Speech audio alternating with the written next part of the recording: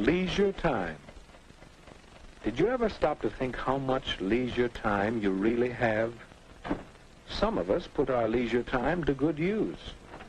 And some of us, Ken Michaels, for example, spend most of our leisure time just moping. Moping? He thinks I'm moping. Well, who wouldn't mope? There's nothing to do, nobody's around. You know how it is. I went down to the bowling alley, went over to the drugstore. None of the gang was there. All my friends are busy, so what's for me to do? Do you suppose Ken has more leisure time than his friends do? Huh? Well, no, I don't have more time. We all spend about the same amount of time in school, and the rest is leisure time. I've got nothing to do but wait for supper.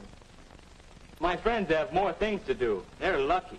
Ken's pretty lucky, too. Listen to that. All right, I'll bite. Why am I lucky? Because you have so much leisure time. Time in which you can do things you enjoy. Time in which you don't have to work. Like this, huh? Is that good? Let me show you a few things. Suppose you had lived 100 years ago. What would you have been like? Take a look. Where? Oh, is that me? Is that what I would have looked like 100 years ago? Well, perhaps.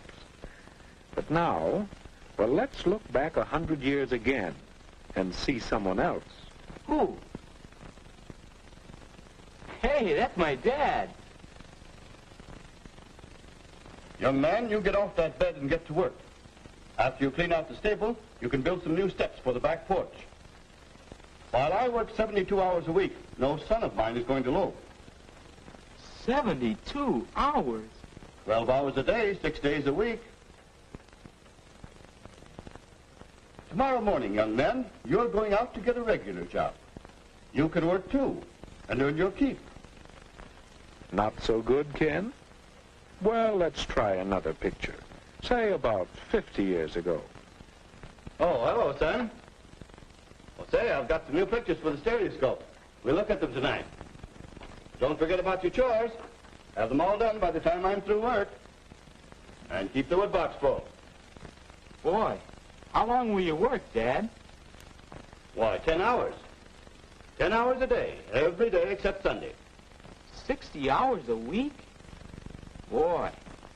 Well, Ken, let's take a look at your father's time as it really is today. Hi, Dad. You sure don't work as long hours as they used to. That's right, Ken. It's a wonderful thing to be able to do so much work in so little time. This 40-hour week suits me fine. And some people even work shorter hours nowadays. But by the way, Ken, how would you like to play a quick round of golf before supper? I think we can work it in. And then later I'd like to shellac that new bookcase I'm making. Well, Ken?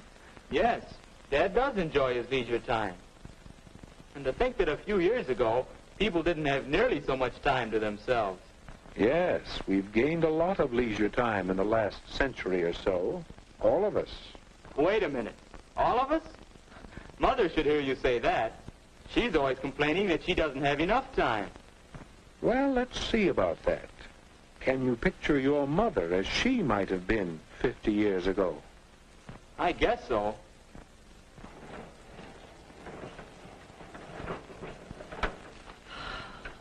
Why, that's hard work. It takes so much time, too. But that's woman's lot in life. Scrub clothes, carry water, bake bread, feed the chickens, till time to go to bed and then get up again to start all over again. You see, Ken? Now, how about today?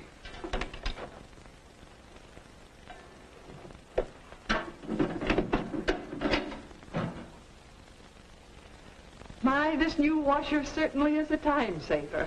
And I do need some extra time. Now, let's see, I want to do some shopping, but this first. Wait a minute. This may be easier work, but it still looks like work. Oh, well, I have to plan the program for the Women's Club next month. That's one of my favorite activities, you know. It does keep me busy, but, well, that's not work. What do you think, Ken? Well, Mother does have more leisure time now. But still, she's always busy. How does she find so many things to do? How can I find something to do with my extra time? Or for that matter, what about you? I don't know. It seems as if leisure time is a problem. Well, let's see how your friends have met that problem. I told him once my friends were all busy. Oh, busy. They have something to do with their time. Let's see. Last I saw of Dave, he was headed that-a-way. You mean this way? Yes. Dave has a hobby of identifying birds. It's a pleasant way of spending his time, and besides, it helps him with some of his schoolwork. You can learn quite a bit from hobbies. Here's Bill. Some of his leisure time is spent doing part-time work at the bookstore. Along with earning some spending money, he's getting experience that will help him later on. And Alice is devoting some of her leisure to learning to sew. That's something she'll be glad she did when she's older. And right now, she gets a big kick out of it. Here's the way Marge spends some of her leisure time. She's learning to play the piano. She's getting a lot of pleasure from her own accomplishment, and she's acquiring a skill that will help her socially. And some of the fellows spend their time in group activities that are building them up physically, as well as providing them with a lot of fun. So that's what they're all doing. No wonder I couldn't find them. I'll bet you think I should figure out something to do with my time. The question is, how will I know it's the right kind of thing? How will I know I'm using my time well? Your father mentioned a bookcase he was making, didn't he? Remember how he worked at it last night? Mr. Michaels, you gain 3 important things from your hobby, don't you? Do I? All I know is this is a pleasant change from my work, and I'm learning a few things. Someday, when I get more time, I'm going to make new furniture for the whole house. Well, there you are. Do you see now, Ken? I think so. A good use of leisure time should give you a change. It should help you learn things, and, well, now I'm not sure about the third. It's a good idea to have a long-range goal for your leisure time activities. But it isn't always easy to find a single occupation that will give you all 3 values. Then you should have more than one activity? It does help. Of course, even one thing to do is better than just moping.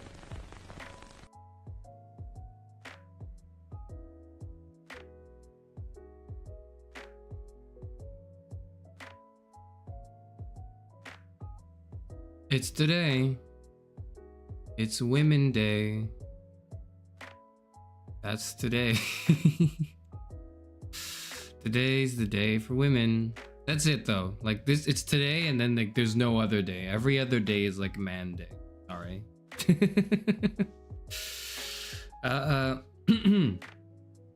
Making women wait on International Women's Day? I could never. I'm making the men wait too. You're all waiting because I'm frantically searching for my old notes, trying to compile the information in a timely manner so this doesn't end up being 7 hours of me talking out of my ass. The goal of today's stream is to be very short, very concise, get all the information out there, and briefly, very, very briefly, I want to discuss maybe not my opinions on these women, but more so like my experiences reading some of what these women have to do. Okay, that's the goal, and I want everyone to yell at me, like if we pass like 2.5 hours, maybe 3. Like 3 hours is the limit I need to like get this through. I want to get this through very quickly because this is like, unlike all the other streams I do where it's just, you know, I'm just screwing around and it doesn't matter. This is like a little important and I kind of have to take it seriously.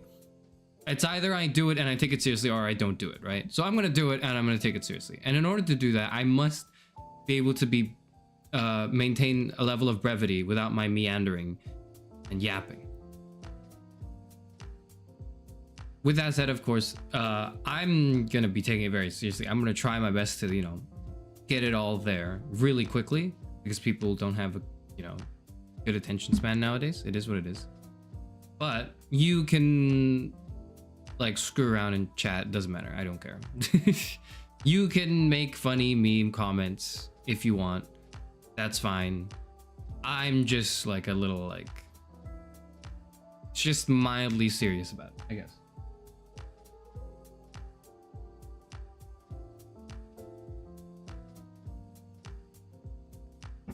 Discuss your opinions on women any day now. I'm gonna do a stream where I just like read like a 4chan incel post and I pretend like and I pretend like I agree with it.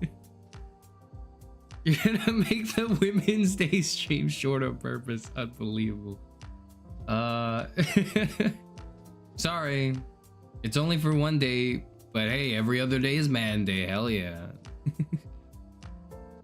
Weird for long, so I won't be able to remind you to drink water. I have water next to me, but thank you for the reminders. I do have water next to me today.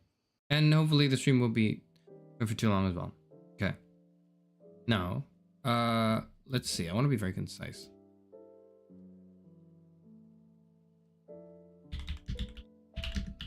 Okay.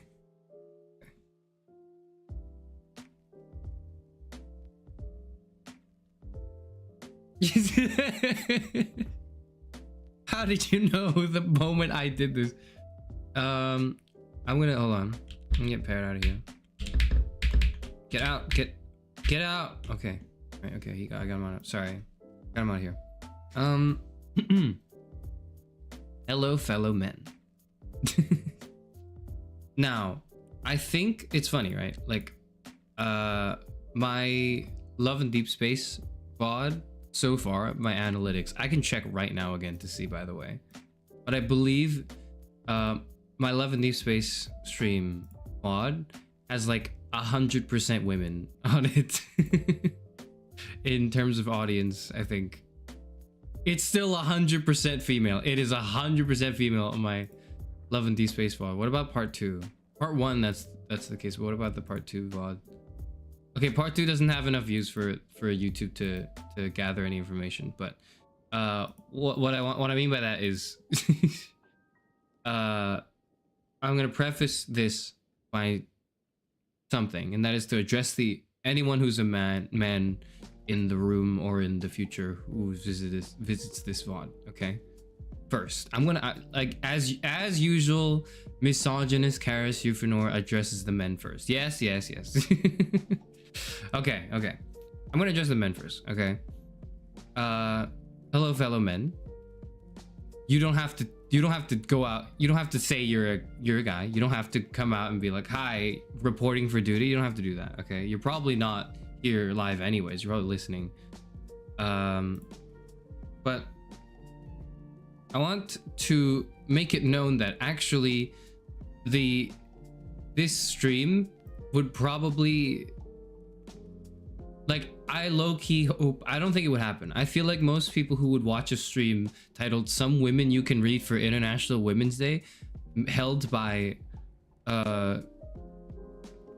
like male VTuber, are gonna be women. Like, I think that's probably the case. But if you happen to be, first of all, if you're a man right now, I want you to feel very special about yourself because you're probably in a very unique minority of viewership. Okay. So I want you to know that you're already making a lot of progress by clicking on this. Okay. Now, what I want to say is today I'm going to be talking about some writers, some feminist thinkers you can engage with, think about for Women's Day or otherwise. But here's the secret, okay, men? Here's the secret. You don't have to like, you don't have to try that hard. It's actually super easy. Trust me. I don't know what the fuck I'm doing. I barely, like, I have only really just glanced past a lot of the works here and just read some of the key points. And like, obviously, you know, I've read a little bit of it, but I don't think, like, everything I talk about today, I don't think I've read cover to cover. Okay, I've only read like a few chapters, and that's already enough for you to form an opinion that like allows you to just immediately get it. Like, you don't have to pretend. You don't have to pretend, like, you don't have to even do all the theatrics of, hi women, I respect women on International Women's Day. You don't even have to like worry if someone goes like, oh yeah, name 5 women, because you just the talking points for feminism are actually not that difficult. Like, they're actually so simple. And the best part is, like, a lot of people, even women who claim to be feminists, don't realize this, but problems of feminism concern men too. So you're like also a part of this.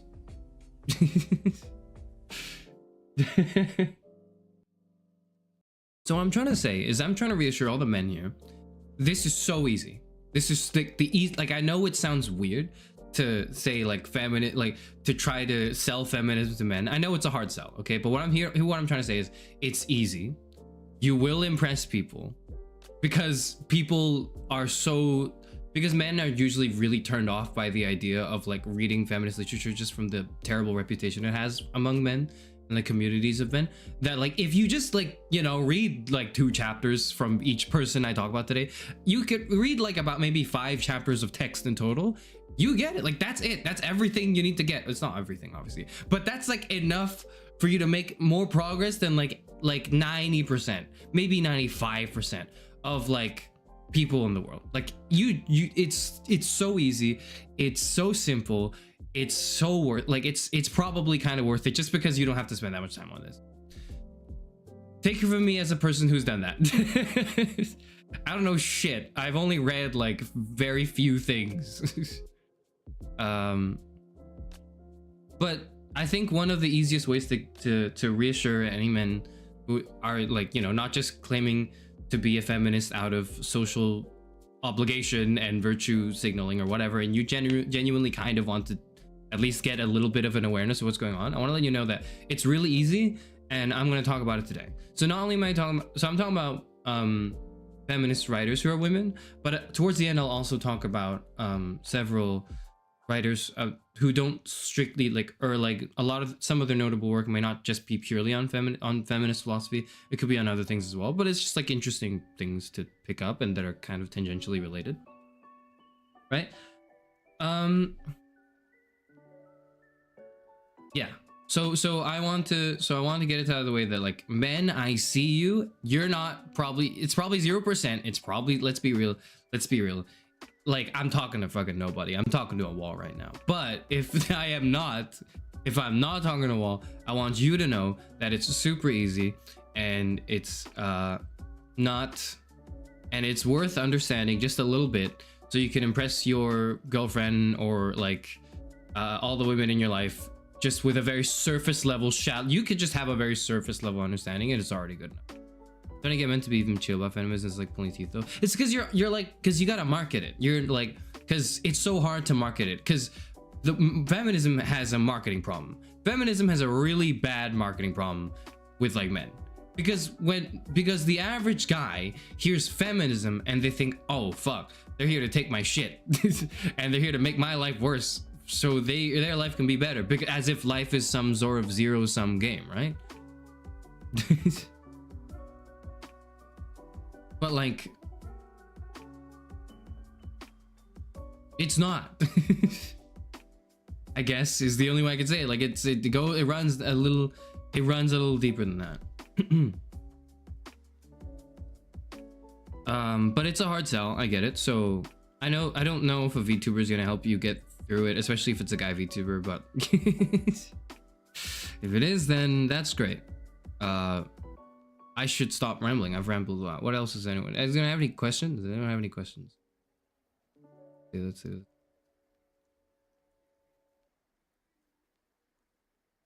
carry around the books like Sharon to pick up chicks. Don't do that. Don't do that. Don't read it to pick up women. Like, it's actually so bad. Don't do that. But know that if you do, it does make it easier. Because, but here's what I'll say on the subject of, like, if you're thinking about reading into feminism, if you're a straight guy and you're thinking about reading feminism to pick up women, here's what I'll say. It does help, but not for the reasons you think. It helps not from an aesthetic, like, outside reason. Like, it doesn't help like that, oh, you're holding like Second Sex by Simone de Beauvoir, and then like the person next to you goes like, oh wow, that's an interesting book you're reading there, and they're like, you know, they happen to be an attractive woman. Like, yes, that's happened to, but that's not like the point. The point is that's not what helps you. It's not like look at me, I'm such a feminist. Don't do that. I feel as though that is cringe. That's me personally. If you're a guy and you go around talking to people or like out loud and you're like, I'm a feminist, unironically, and that's like how you introduce yourself, it is a little cringe. Okay, it is. If you do it ironically, it's kind of funny, because there are like funny ironic like memes, but the irony is not so much making fun of feminism, it's more making fun of the people who virtue signal, the men who virtue signal as feminists, right? That's the idea. Okay, anyways, it is kind of cringe. Don't do that. So yeah, this feminism thing is pretty cool. Me out there fighting all the period cramps.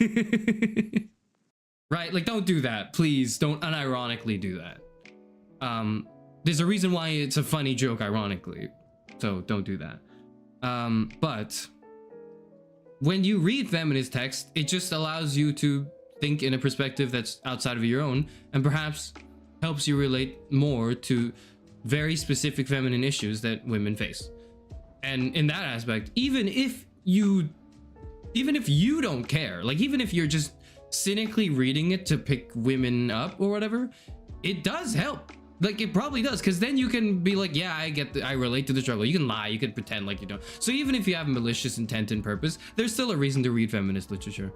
There is. And I don't mean read as in pretend to read it, like have the book out. I mean like actually engage with it. Even if you are just a womanizer and all you care about is, you know, just getting laid or whatever, like it does make it easier. It does. You truly show your feminist side, Lady LEDs in public. Just a dude, it's a non-zero male population. I mean, I'm not gonna, like, that's not up to me. And also, well, YouTube's not registering it for some reason or another, because YouTube's just telling me that it's been 100% female. But anyways, that's all I have to say for the men, I think. Is there anything else? Yeah, don't go out and like fucking introduce yourself and tell people you're a feminist. Don't tell people you're a feminist unless you're prompted to and someone asks you on specific issues, and then maybe talk about it. Don't, you know, go out and advertise yourself as that, because that's cringe and nobody likes that. Okay, don't do that. I don't do that. You shouldn't do that. Okay, that's it. I'm done talking to the men only. Now all the women can like come back and listen, I guess.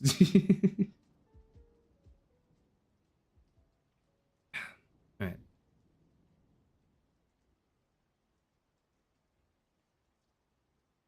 Sending paragraphs in advance to you because you have more knowledge of being a woman and are thus well prepared. No, I don't want to like bleed an uncomfortable amount at somewhat regular periods of time. Like, no, thank you. Fuck that. I freak out when like my bad skin gets a little like, there's like a spot and there's blood. Like that freaks me the fuck out. I can't deal with that. No. I can't deal with it coming like out of various other body parts. No. Okay, I'm done rambling. Okay. Now I forgot to introduce myself. I am Karis Rufinor. I'm the first and last philosopher VTuber, the last librarian of Alexandria, and today we're going to read several women, or at least I'm going to hopefully try to recommend several women that you can read for International Women's Day. Most of them talk about issues of femininity and feminism, but not all of them. So that's the focus. I want to make a confession before I begin, okay? My name is Karis Euphonor, and this is my confession. This is all stolen. I am a pirate. I think. Yeah, I'm a pirate. Yeah, but like also I'm a thief. I'm like, these are all just like notes I've taken from like my studies. Like, I didn't come up with this shit. Like, I don't know anything about this. I have participated in it, and now I'm just stealing it and pretending like it's my content. But no one's gonna know, because this shit is not like commonly distributed. And also, I feel like academia should be more free. So I personally like to think there's a morally motivated stance for me to just take what is essentially put into academia in this exclusive bubble and try to publicize it freely and otherwise. And also, if I talk about any of the texts here, some of them I've read on stream, some of them not on stream. All of them you can pirate. It's great. You can pirate all these texts, download the PDF, just read it.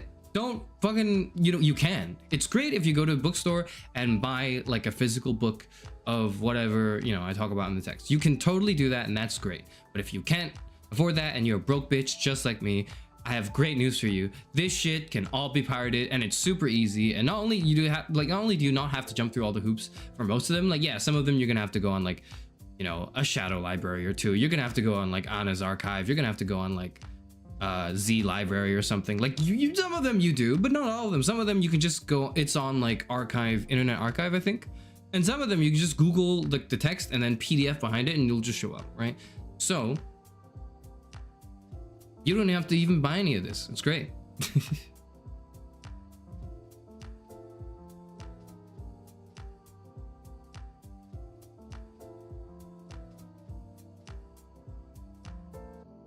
The first and last feminist VTuber. I'm like I am, but I'm also like, it's like not so, like if you introduce yourself, there's like labels and tags you can like tag yourself in. I'm not denying that the label of feminist is on me as a person, right? But it's like kind of like back there. Like it's not in the top 5 labels. Okay, you've got like, and the top 5 labels are like, okay, the ones that I can tell you that do not dox me are like philosophy major, weeb, gamer,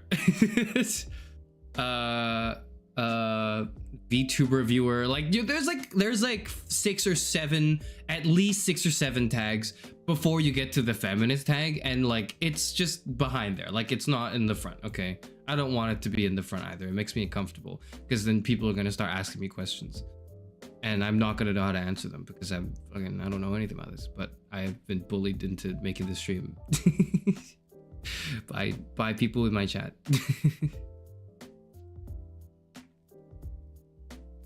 You're gonna tell me to do crime? I'm gonna steal them from the library now.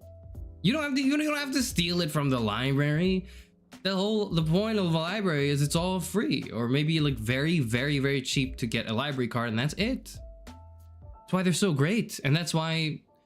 And so like everyone agrees. It's almost like almost everyone agrees that libraries are like a sacred place that everyone should be in. Okay, like it's just a fantastic resource for public knowledge and information, that if the moment, like it's so easy to spot the bad guy. If you have trouble like spot the bad guy challenge, just see who doesn't like the idea of a public library. There you go. Like it does not make it any clearer than that.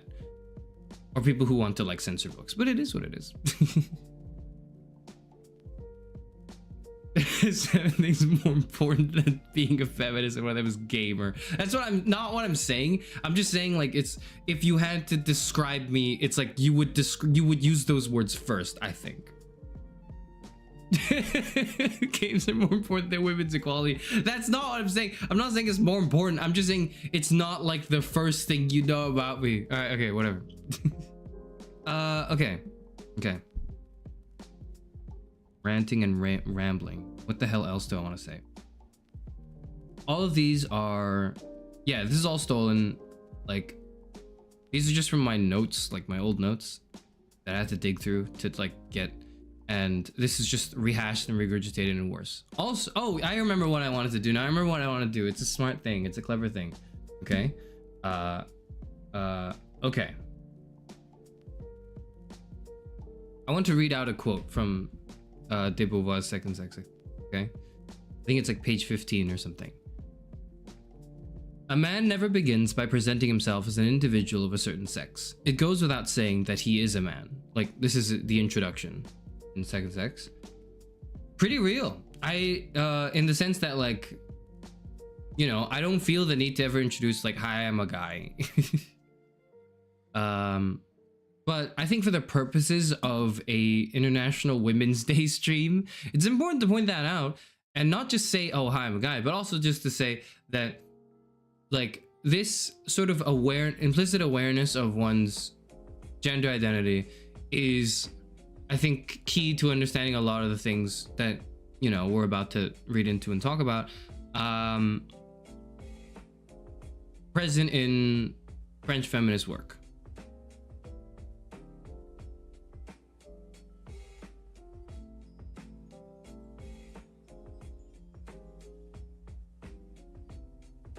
What is Gamergate?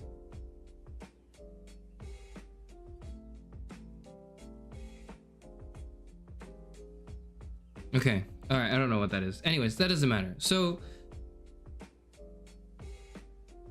that's all the prerequisite questions, prerequisite things to talk about. Again, if anyone wants to ask any questions about anything anytime, you can absolutely do that. You can do so in the live comments, the live chat, or you can talk about it in the comments, whatever. But I want to say that if you have questions about feminism, I'm probably not going to be able to answer them because I'm like, I don't know. I don't know. I think it's great that you have those questions and it's great that you're asking them, and they're probably good questions, but all I can help you with is to point you to like the direction. I'm going to point my finger at a direction and go like, yeah, you go there. Like, I'm the librarian, I'm not the book, okay? You're coming up to me and I can tell you, yeah, it's probably like over there near those shelves somewhere.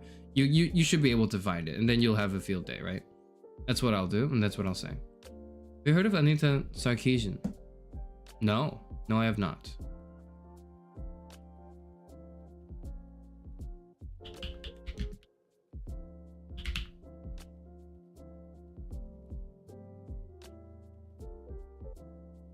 Canadian-American feminist media critic. Her video series Tropes versus Women in Video Games examines tropes in the depiction of female video game characters. Oh, I think I might have seen... Yeah, I think I've seen Tropes versus Women in Video Games. Oh, I don't remember. No, or maybe not, right? Because was this recent? When was this?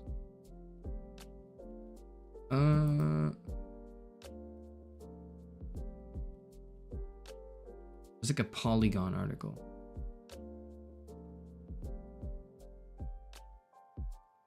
No. I think I've heard of the title, like the series, and I might have watched a video or two from a while ago. I don't remember when that was. 2013 to 2017. Yeah, so it was a while ago. Maybe I did watch like an episode or two, but it's been a long time, so I don't remember. I didn't know that was her name. Like, she was the one who did that.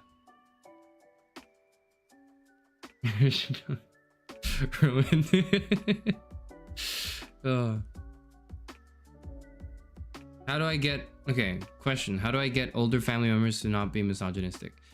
That, I think, is one of the most difficult questions to deal with. Because, like, you have to...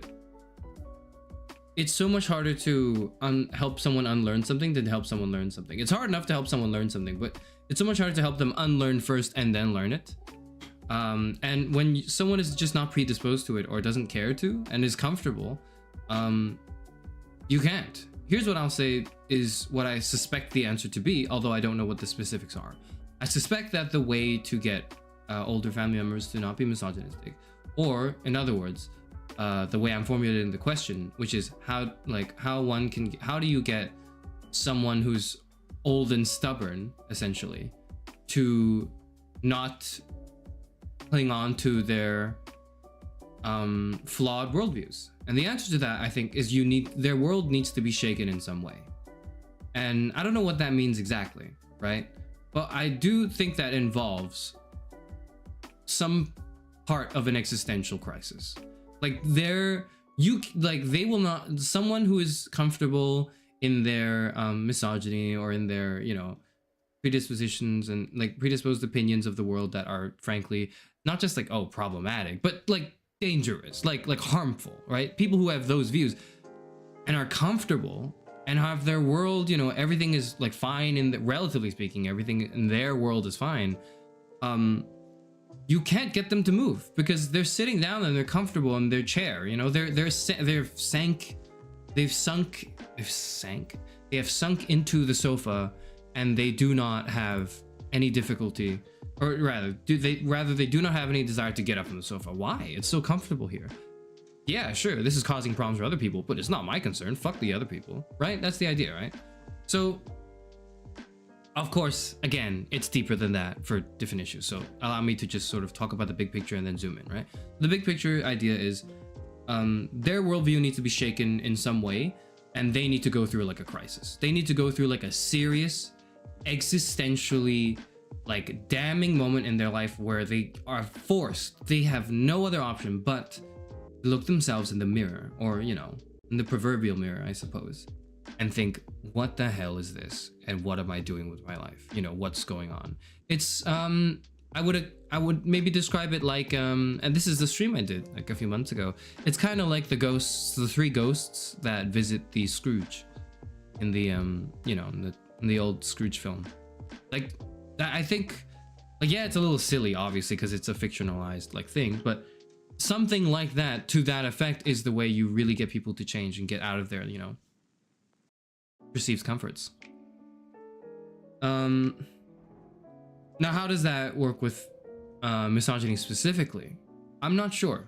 I suspect that it has something to do with these people gaining a new perspective on the women in their life that they trust and have formed a close relationship with, and realizing that perhaps some of their views on some of like this person's view on these other women, and perhaps hopefully to other men as well, but like, you know, to these other women is troubling and not good and harmful and makes people feel terrible, and there's a sort of inner guilt that they succumb to and realize, oh yeah, this is making people terrible, this is making things worse, this is not how I envisioned the world would be, this isn't how this isn't the world in which I want my grandchildren to grow up in, right? That's the idea. Okay, but in terms of like, you know, the specific step by step, I've got no idea, and it's really, I think it depends on what the person is and how to deal with it. There's a lot of work on this though, so it's not like, oh, I don't have any idea because no one knows. I think some people have a better idea than I do, and they have it written somewhere, and I just haven't read it yet because I'm lazy and I can't get to it. But yeah, or I can't get to it in time. People hated Anita Sarkeesian? Oh, did they now? Maybe her content isn't very good. maybe she deserves the hate, but I'm guessing it's probably overblown to be the case that no, she doesn't, and people are just mad that there's like, she's very outwardly like feminist, I guess. And that can't make you a gamer, which is a little deal with. Okay, without further ado, I think after having largely just that question, they hated her for her lukewarm feminist takes of video games. I see. Was she kind of just like, wow, these people have depicted these women overtly sexually and have fetishized certain ways that this woman behaves and have failed to characterize and humanize this female character, and then that's it. Like, that's her take for like every game she plays. She got death threats. I mean, like, does like do lukewarm takes justify death threats and hatred? I don't know, because a lot of people have lukewarm takes on things. Like, most people have very lukewarm takes on things, or they have insane takes on things. And then there's like maybe 2% of people that have reasonable but insightful takes on things. Okay, most people just don't.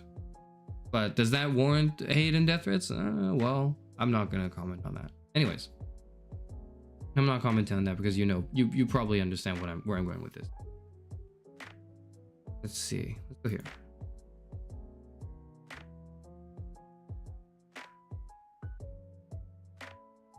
Should I use this music or the other music? Fun.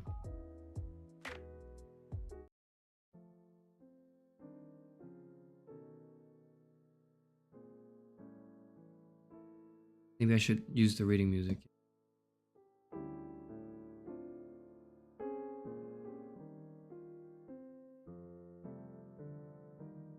People should leave people alone. Yeah, it runs deeper than that, but yeah. Okay. First on the list of women to read for International Women's Day is the one I talked about. I mentioned briefly earlier, Simone de Beauvoir. And the reason I mention her frequently and a lot, and have done more than one stream, which is to say 2 streams, reading her work, particularly The Second Sex again, is because she's like a really good starting point. I don't think she is the end point, and I don't think all of her takes have been as developed as they need to. And there is valid critique for how she stole some of her work from other people. Okay, there is like valid critique of that, as far as I'm aware. But again, I'm not that into it because I'm a gamer first before I'm a feminist. So I don't know. I would, hold on. Are you gonna do the 100 women challenge? No, I'm not. I would fail. It would be so embarrassing. I would instantly lose all of my like woke reputation if I did the 100 women challenge, because I just cannot think of 100 women like from in my head, probably. In fairness, I also can't think of 100 men, and I would fail that, I think. Or at least if I could, maybe I could think of 100 men, but it would take me a while. I'm just really bad at remembering names. So if I were to do it, I would lose, and it would be very embarrassing. So I'm not doing it. I'm going to save you and me from that. Because it's like, it's not 100 women you know in your life, right? It's like 100 women that are within like somewhat of the public knowledge and like the public space of the world.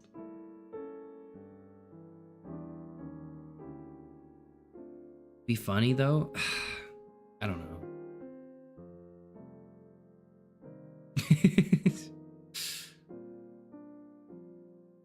Like I could recognize 100 names. If you gave me a list of if you maybe give me a list of 100 names of women, I could tell you, oh, this person does this and they specialize in this, or oh, this person stars in this and they have a role in this and I liked that role in this or something. But if you told me to write it, I'd be like, oh fuck, I don't know. Try both in the future, maybe. To be celebrities. Yeah, but I don't even follow celebrities. I don't care about celebrities. Okay, anyways, sorry. Let's get back to it. Simone de Beauvoir. That's the first person to read. It's so... I mention her a lot.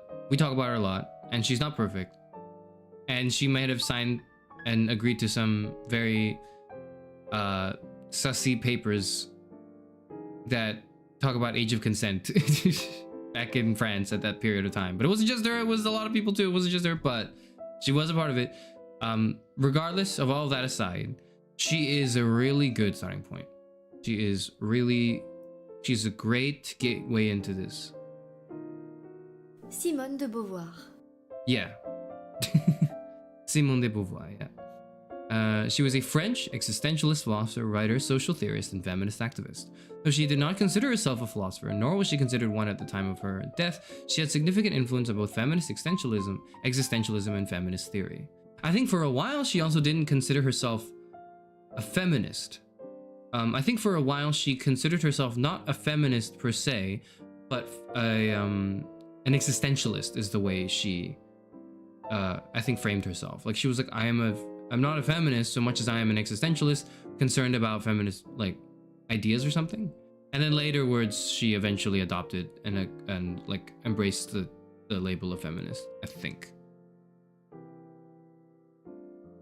But yeah, she has a ton of work and she has a ton of things written, but like everyone knows her. Oh yeah, so she was a French, yeah, she was born in 1908.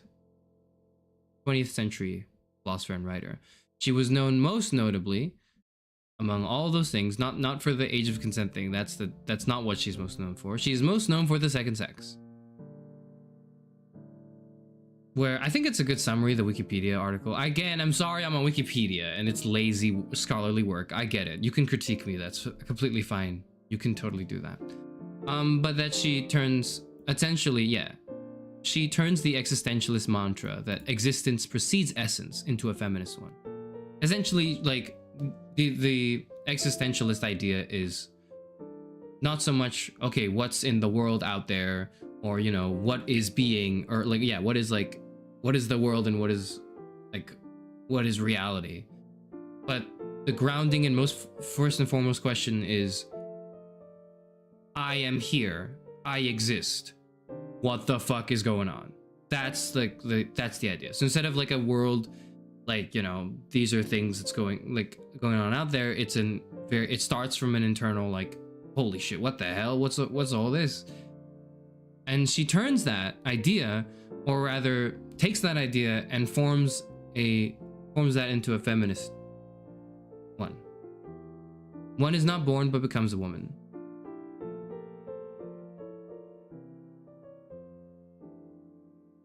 She articulates the sex-gender distinction, and argues that the fundamental source of women's oppression is its femininity's historical and social construction as the quintessential other. The quote I used earlier, what the hell was it? Let me check again. Give me one moment.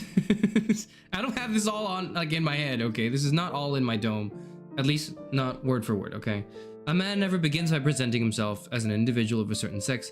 It goes without saying that he is a man, right? Man is the default gender. And here Simone de Beauvoir goes like, what the hell? I'm a woman though. What's going on, right? And then, yeah, that's her deal. This is the book, The Second Sex. It is a French book. It was written in French.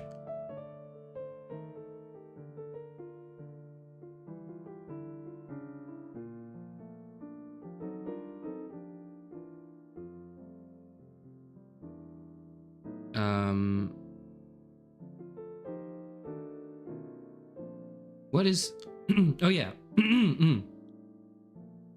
This is her, I think, most well-known book, The Second Sex, and it's one of the most well-known cornerstones of feminist like literature. Read this first, or at least read the introduction and then skim through the chapters, you know, like what I did. I ended up just reading the introduction and skimming through the chapters. Okay, you can't blame me for that. You can't blame me. I'm lazy. And yeah, she's people cite her as the starting inspiration point for second wave feminism, essentially, or at least this work, right? Beauvoir asks, what is woman? She argues that man is considered the default while woman is considered the other. Thus, humanity is male, and man defines woman, not herself, but as relative to him. Beauvoir describes the relationship of ovum to sperm in various creatures, leading up to the human being. That's like volume 1, chapter 1. She talks about like the biology of stuff. So anyone who has like stupid biology arguments for like, actually, you know, I'm a man and my biology says I need to be misogynist or whatever. Like volume 1 addresses that really quickly. Was she chill with trans people or not? Good question. I think it's been debated. The fact of the matter is I don't know what her opinion is on that. But I believe, like, from what I understand of her work, like, yes. One is not born, one becomes a woman, right? From what I understand of her work, yeah, she probably sees that. But you also then have to reconcile that with some of her more problematic views, etc., etc. Yeah. All the warning labels, right? All the warning labels. The coolest thing about The Second Sex is it was, and I think still is, I'm not sure, banned by the Vatican. It is, like, that's how much they hate it. So there's gotta be something in there, right? If some people, like, if it started a whole movement and it was banned by the Vatican, it's probably kind of cool, right?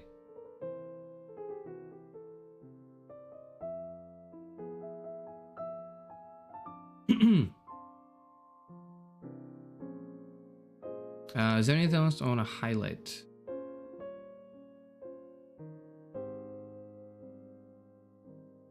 But yes, she essentially goes like, she essentially concludes that values cannot be based on physiology, and the facts of biology must be viewed in light of the ontological, economic, social, and physiological context, and not just in itself. This is the thing, and this is what defines everything, right? Because we are not just creatures that exist and breathe air and move around bipedally. Excuse me.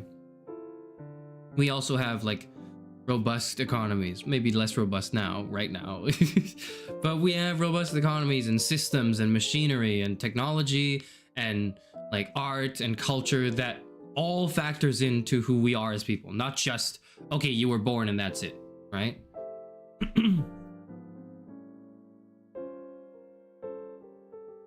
She criticizes Freud and Adler and Engels in like the second chapter, everything. I don't know. I only read like 3 chapters on stream so far, and I don't remember the rest. But yeah, that is a very quick introduction, not a summary, by the way. Just a quick introduction to Second Sex and Simone de Beauvoir.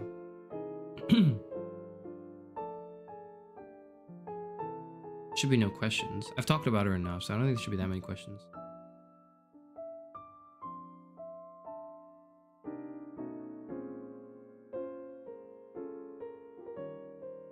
Cool that apparently she talked about religion being a tool of oppression. Yeah, I think that's the reason why. Also because she brings up lesbian sex. Lesbian likes, let's go. Yes. Yeah, yep.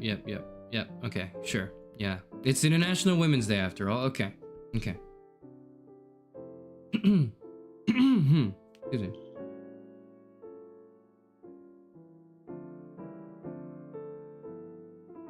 Yeah, that's about everything I'm comfortable with, like, introing. Everything else I'm like, yeah, that's probably right, but I don't know, because I haven't spent enough time, like, reading it.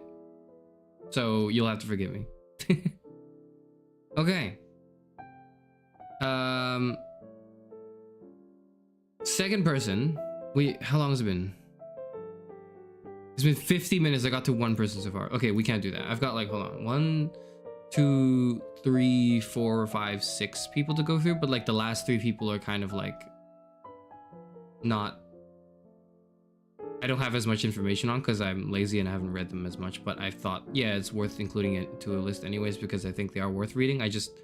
I'm not as familiar as I am with like the first 3, right? Like the first 4? Dude, I don't know. I don't remember. Okay. Next is, there's no pronunciation for her name here, which is annoying, but it's Hélène. I think it's Hélène Cixous. Hélène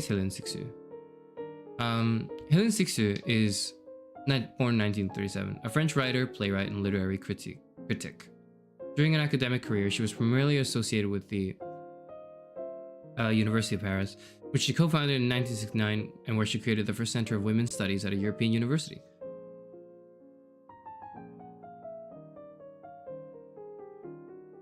She has an experimental writing style and great versatility as a writer and thinker. She has written more than 70 books dealing with multiple genres, theater, literary, and feminist theory, art criticism, autobiography, and I don't know why they included that, but poetic fiction.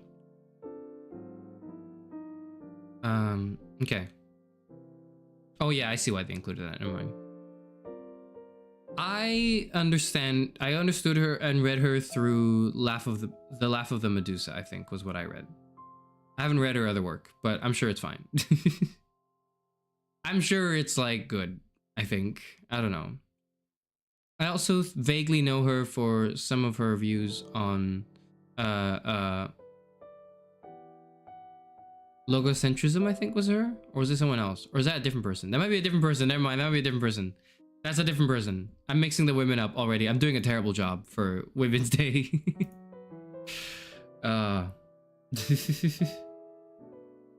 Anyways, okay.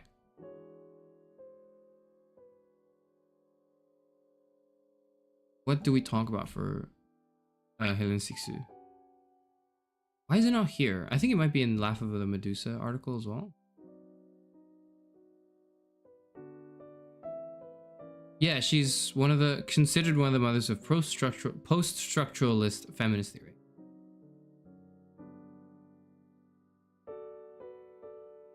She writes about the relationship between sexuality and language. Please, if you want to look it up, is it not here? Yeah, there we go. Yeah, because it's like in Jacques Derrida's, like, the influence on writing. No, it's not. It's on Major Works. Yeah, it's on Major Works. Cixous' critical feminist essay, The Laugh of the Medusa, originally written in French as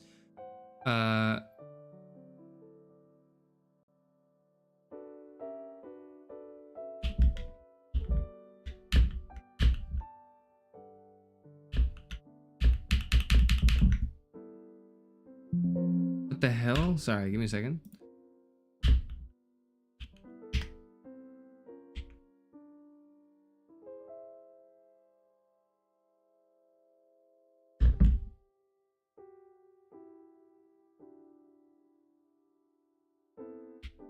My keyboard is still like messed up. I think, well, a little messed up. I need to like adjust it.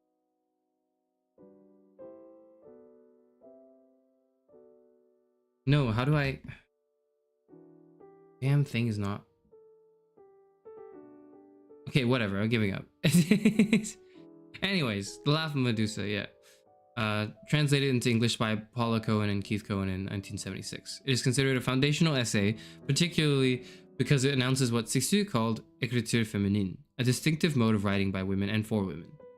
That's a cool concept. Okay, bear that in mind. I thought it would be more present in this article, but it's not. It's in the next article probably. Yeah. So when we talk about Cixous, at least for me, when I talk about Cixous, I'm gonna be talking specifically about this work that she has, The Laugh of the Medusa. This is her most renowned work, hopefully for good reason, right? I'm not sure, but yeah, having read this, I think it's pretty interesting. It's an essay by a French feminist critic. She issues in this essay, Cixous issues an ultimatum that women can either read and choose to stay trapped in their own bodies by a language that does not allow them to express themselves, or they can use the body as a way to communicate. She describes a writing style, écriture féminine, that she says attempts to move outside of the conventional rules found in patriarchal systems. She argues that écriture féminine allows women to address their needs by building strong self-narratives and identity. This text is situated in a history of feminist conversations that separated women because of their gender, especially in terms of authorship. The Laugh of the Medusa addresses this rhetoric, writing on individuality and commanding women to use writing and the body as sources of power and inspiration. Where's the logocentrism? That's not her, right?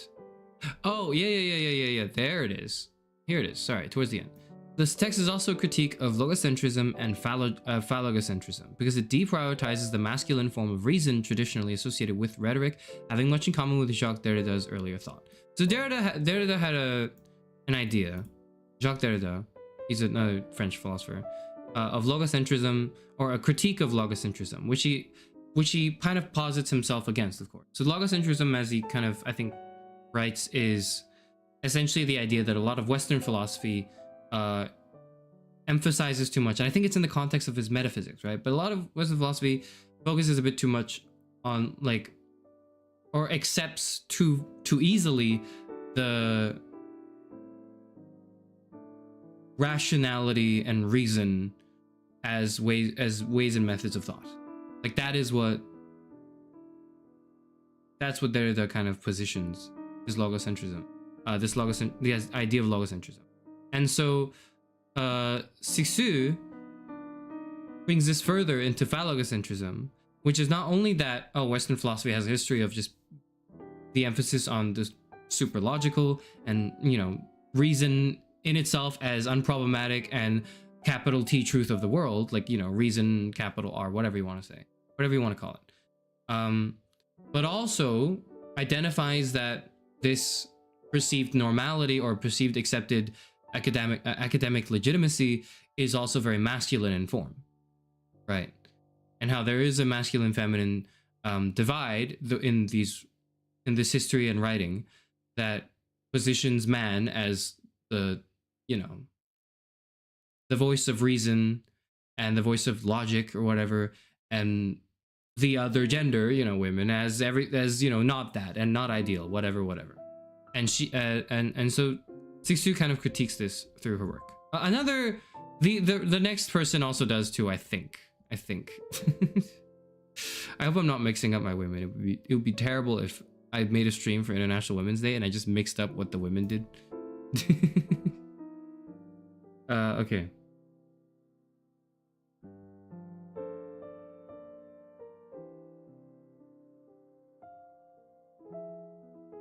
Writing is for you. You are for you, your body is yours, take it. Yeah, that's one of the quotes that goes kind of hard in the work. Women must write for themselves and claim their bodies, bridging the gap between the physicality of the female body and their authorship. So essentially, stop writing like a guy is what she's saying. She's going like, everyone's writing like men because this is how things were written, and that ain't right. And so she goes, here's my attempt at trying to move outside of writing like a man. Right? What that means is, you know, something to delve into in the work The Laugh of the Medusa. I think it's pretty cool. The logocentric and phallogocentric critiques are my favorite parts of the work. That's me personally, because I'm reading like, women, you should claim your body and your words as your own and write and express yourself freely in your way. I'm kind of like sitting there crossing my arms going like, yeah, that sounds great. And then I have like my thumb up because I'm like, I don't know, what am I supposed to do here? I'm not sure, but good on you, and that sounds great. But yeah, the écriture féminine is kind of cool. So maybe look into that if you're looking at this work. And those two are the ones I'm most familiar with. I say with like no confidence whatsoever, stumbling over my words and messing everything up. Those are the two that I'm familiar with. Everyone else, not so much. I'm not even that familiar with them, honestly. I'm not a real feminist. That's why that's why feminist is like very below. It's really like down there, okay?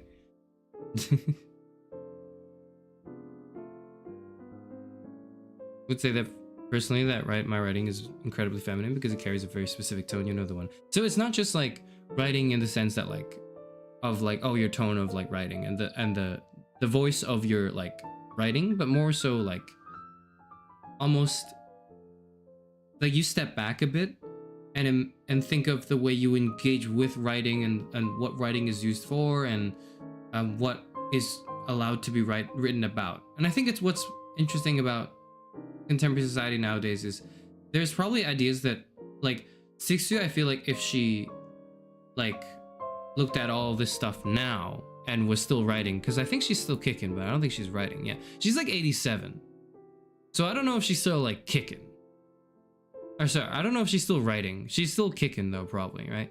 But if she's still writing, like, and she, you know, went on like AO3 or something, she might be like a little proud. I don't know. I hope she is. Anyways, that's her. Writing about feminine things and the like. Yeah, something to that effect.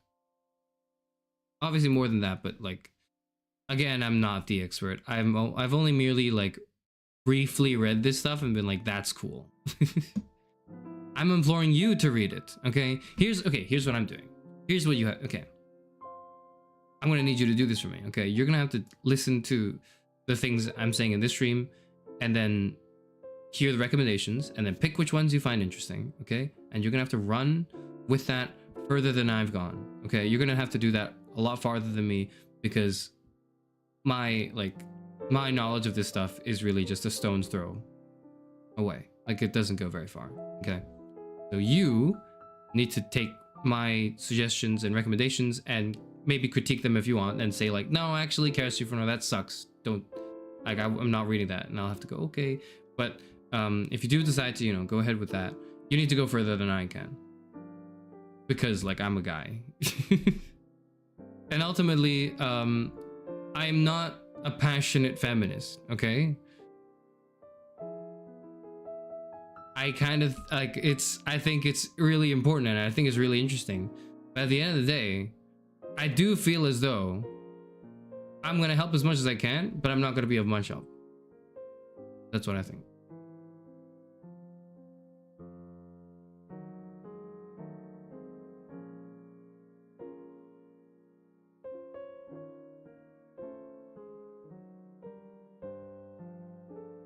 I've truly never given much of a thought about how I write about it. Tweet the thoughts in my brain in text. I'm not going, man is the superior gender, but I don't think anyone is unless they're like Andrew Tate. So, one of the things that might help with this, and I don't think it's entirely related, but it's in a headspace that's like, it's in a headspace for that's helpful for me, right?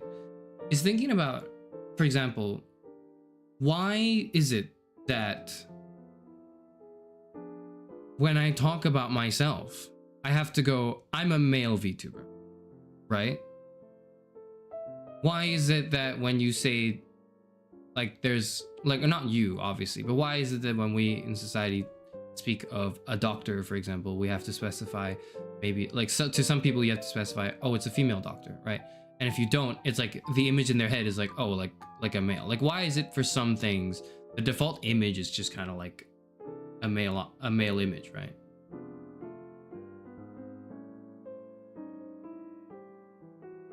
Here to announce the Sidemen have lost the charity match. Another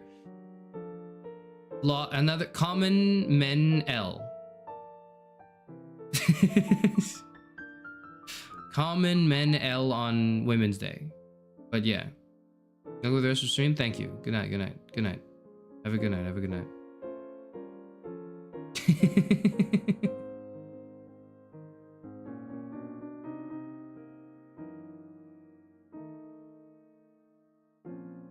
If Cixous finds my AO3 anti-Lele fic, it's over and my feminist card is gonna be revoked. I hope my feminist card is not revoked, but it might be as I continue to go on this list and like say things like I'm not a passionate feminist, and I don't know, I've kind of just barely read through these people and I think they're cool, but that's about it. I have a very shallow understanding of what they do.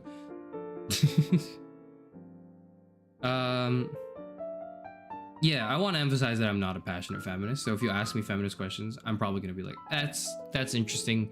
I don't know. Please read these resources, I think. Anyways, next up is, oh, I highlighted that by mistake, or rather for later. Luce Irigaray. Luce Irigaray. She's a Belgian-born French feminist, philosopher, linguist, psycholinguist, psychoanalyst, and cultural theorist who examines the uses and misuses of language in relating to women. You can see how there's kind of like a flow, hopefully, from the people I'm talking about. Anyways, Irigaray's first and most well-known book, published in 1974, was Speculum of the Other Woman, which analyzes the texts of Freud, Hegel, Plato, Aristotle, Descartes, and Kant through the lens of phallocentrism. Irigaray is the author of works analyzing many thinkers, including This Sex Which Is Not One, which discusses Lacan's work, as well as political economy. Elemental Passions can be read as a response to Merleau-Ponty's article, The Intertwining, the Chiasm, I think, in The Visible and the Invisible, and in The Forgetting of Air in Martin Heidegger. She critiques Heidegger's emphasis on the element of earth as the ground of life and speech, and his oblivion or forgetting of air.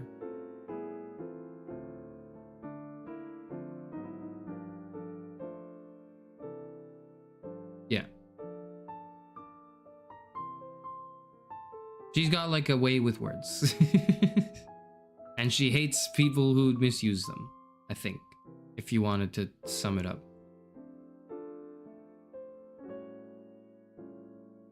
Oh, there's like an article for phallocentrism. Interesting. Okay, yeah, so I brought up this word just now, but I haven't fully delved into this.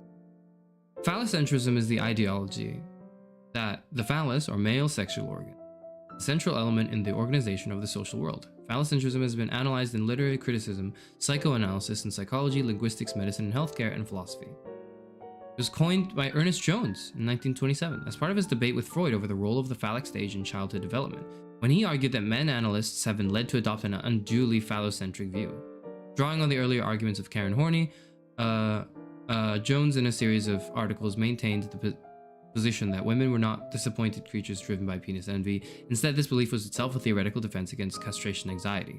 Freud, however, remained unmoved in his position to the Horney-Jones thesis, and his was the predominant psychoanalytic position after that, though some like Janet Malcolm would modify his position to the effect that Freud's concept is, of course, is a description of phallocentrism, not a recommendation of it. So there are, like, you know, back and forths of it, but the idea of phallocentrism is really, like, it started as the idea that, like, the phallus is the central element in the organization of the social world. But, like, there are different ideas and interpretations of what that actually means. But I've been using it because, you know, this is it's a common, it's like it's a phrase you will get used to as you delve deeper into feminist philosophy. Yeah, there we go. That's the way I wanted to add that.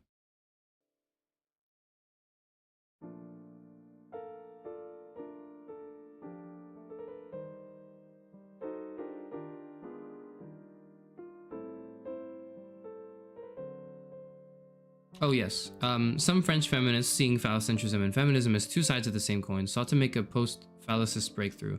Others, like the English feminist Jacqueline Rose, while accepting that Lacan was implicated in the phallocentrism he described, nevertheless considered his analysis important for understanding how women were constituted as a split subject in society. So, again. Oh yeah, and there's also a post-colonial perspective, yes. Such theoretical debates revealed the irrelevance of first world feminists, with their phallocentric preoccupations, to the ordinary life of the subaltern woman in the third world. And third wave feminism, with its concern for the marginalized, the particular, and for intersectionality, has also broadly seen the theoreticism and essentialism of feminism's earlier concerns for phallocentrism as irrelevant to daily female experience. Gayatri Spivak suggests that feminism needs to negotiate with phallocentrism, and phallocentrism must negotiate with feminism. Yeah, so there's critiques of it, there's ideas of it. One kind of pattern. Okay, no, hold on. Let me finish talking about Luce Irigaray first. And in particular, where is it? Here we are. Her major work. This is Speculum of the Other Woman. Her first major book, Speculum of the Other Woman, based on her second dissertation, was published in 1974. In Speculum, she engages in close analysis of phallocentrism in Western philosophy and psychoanalytic theory, analyzing texts by Freud, Hegel, Plato, Aristotle, Descartes, and Kant. The book's most cited essay, The Blind Spot of an Old Dream, critiques Freud's lecture on femininity. So it was angled as an attack on these philosophers, and it helps you understand, I think, like, Irigaray's work for feminist philosophy helps you understand, as I would put it, maybe, the previous two, so de Beauvoir and Cixous, maybe help you understand more the feminist side of feminist philosophy. I think Irigaray's work helps you understand my words today, I'm so sorry. Irigaray's work helps you understand the philosophy side of feminist philosophy a little bit more, which is super interesting. Any questions?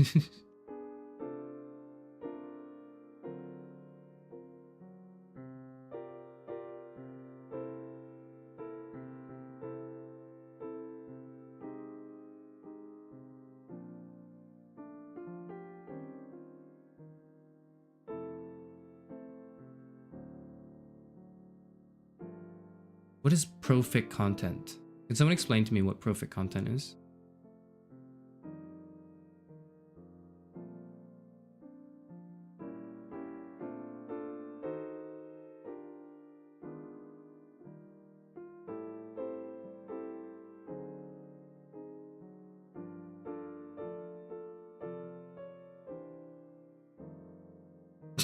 You know what, today's the day I should stay quiet, so I'll do that after having loudly stated that I'm doing so. Me, when I tell everyone, hi, it's International Women's Day, I'm gonna mansplain this feminism to you now. Oh.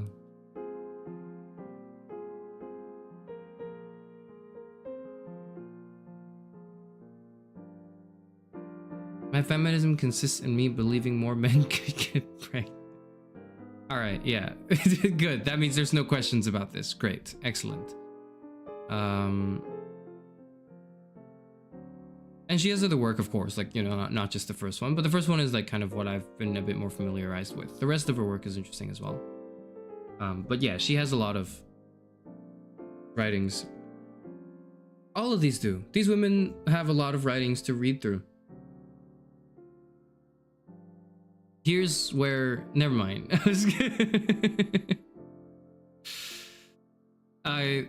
This is a terrible time to suggest the possibility of like an ironic misogynist joke that women speak a lot, but I'm gonna not do that in the interest of it being International Women's Day. Anyways, Speculum of the Other Woman by Luce Irigaray is really good. And you can find it here on archive.org. Wait, hold on. Never mind, you can't. It's a limited overview. It's a limited preview. You can find it on like Z Library and Anna's Archive and like other shadow libraries. Profic is kind of like writing about taboo things in fanfic. Oh, interesting. Problematic fiction is the idea that writers and fans should be allowed to associate with taboo subjects. I mean, okay. Okay.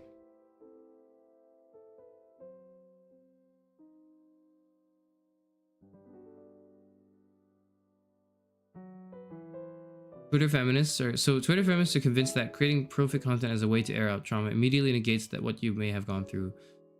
I don't know. You can write, anyone can write whatever the fuck they want. I'm gonna sit there and cross my arms and think, why did you write that though? That's what I do. That's my job. My job is to sit there and judge. But anyone can write anything they want.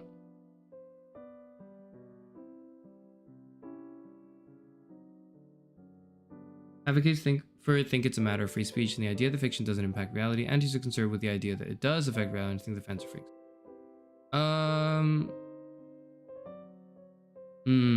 Interesting. I see. I don't know. People should write.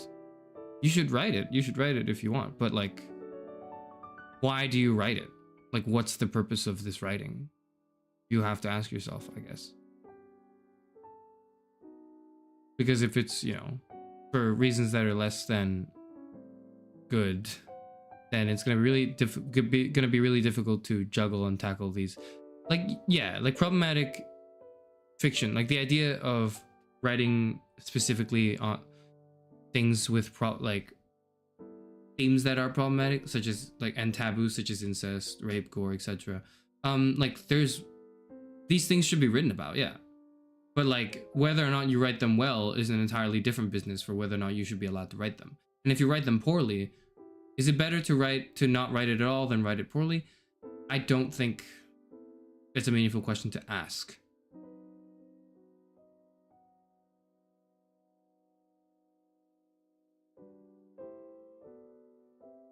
Okay.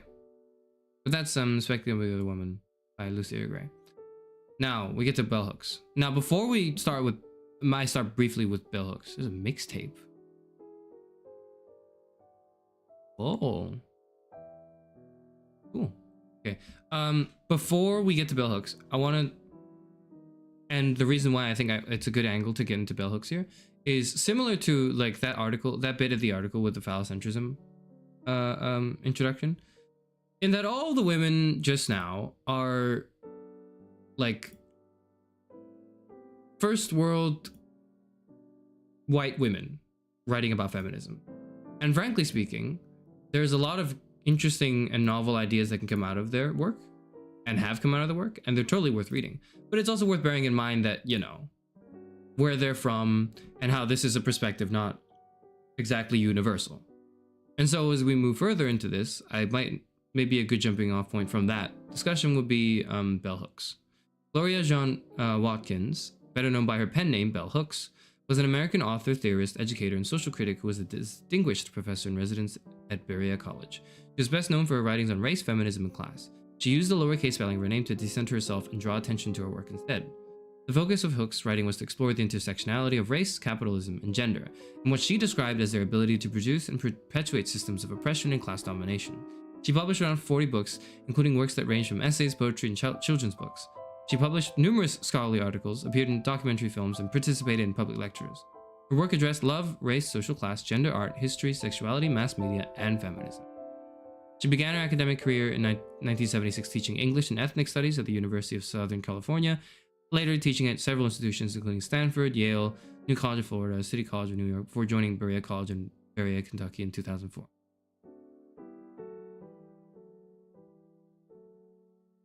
Her pen name borrowed from her maternal great-grandmother, Belle Blair Hooks.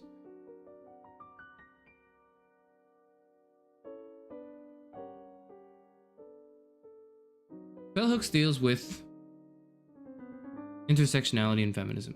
It's pretty cool because a lot of the feminist work I've talked about so far, unfortunately, is not able to sufficiently capture the experience of people who are not just women, but are also marginalized through other reasons, such as because of their race.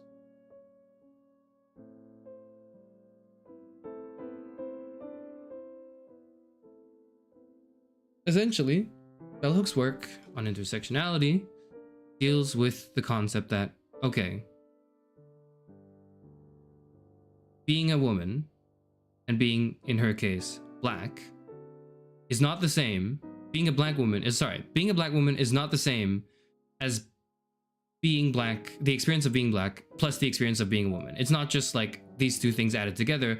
This intersectionality caused by this, you know, the myriad of factors that build into one's identity is something to seriously consider and should not just be taken as a 1 + 1 = 2, right? That's the idea.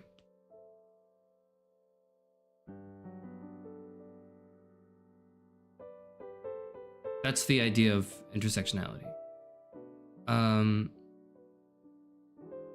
that should speak to a lot of people who are not white, I guess. If you're not white, you're like, holy shit, that's cooking. You know, you see that and you're like,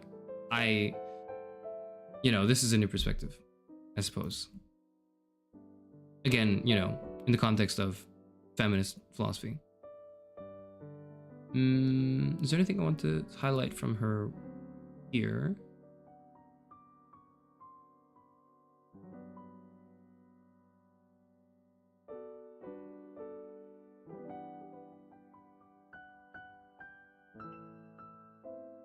Oh, there's no like, she's written like a lot, including children's books, which are pretty cool. There's no like article or bit about The Will to Change, which is the book we read for a stream like a few months ago. It was during, I think, the Class of '09 Flipside Saga, which it was definitely a much needed reprieve from that, whatever the hell that was. The Will to Change, Men, Masculinity, and Love was super interesting to me personally. Because up until, you know, this point, a lot of the feminist work I'd engaged with personally was written by and for women, which is super cool and interesting. And it's something like, you know, I've never been exposed to, because why the hell would I be exposed to that stuff? Like, of course I wouldn't be. I'm like a guy. I'm just a guy. Women aren't exposed to like feminist philosophy enough. Like, why would I be? And there was a bit when I read a little bit of The Will to Change, like a select few chapters from Bell Hooks, where I, for the first time, was like, I could connect to it on a very, very personal level, which I think is really cool. And I think that what's unfortunate is like, this is like men when they are asked about what they understand about feminism, fail to realize that there's a lot of good feminist work that addresses men's issues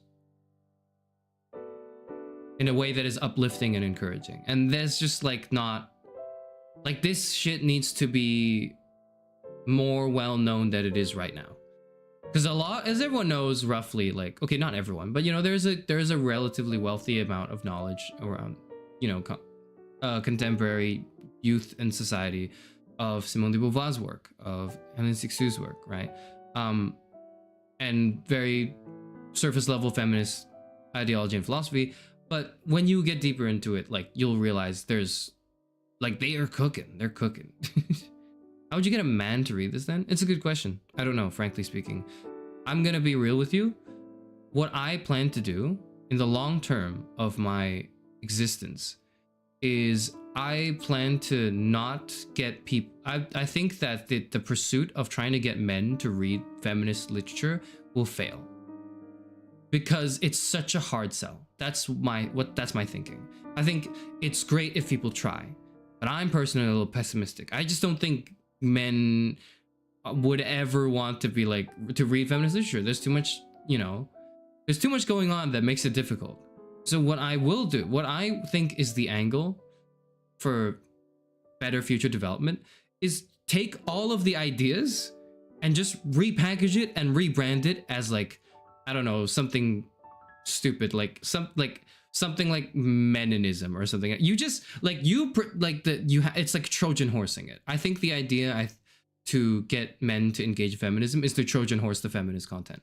You have to put it all in a gift horse, and the gift horse has to be the manliest horse you've ever seen, and Ryan Gosling has to be on top of that horse. Okay? That's what you gotta do.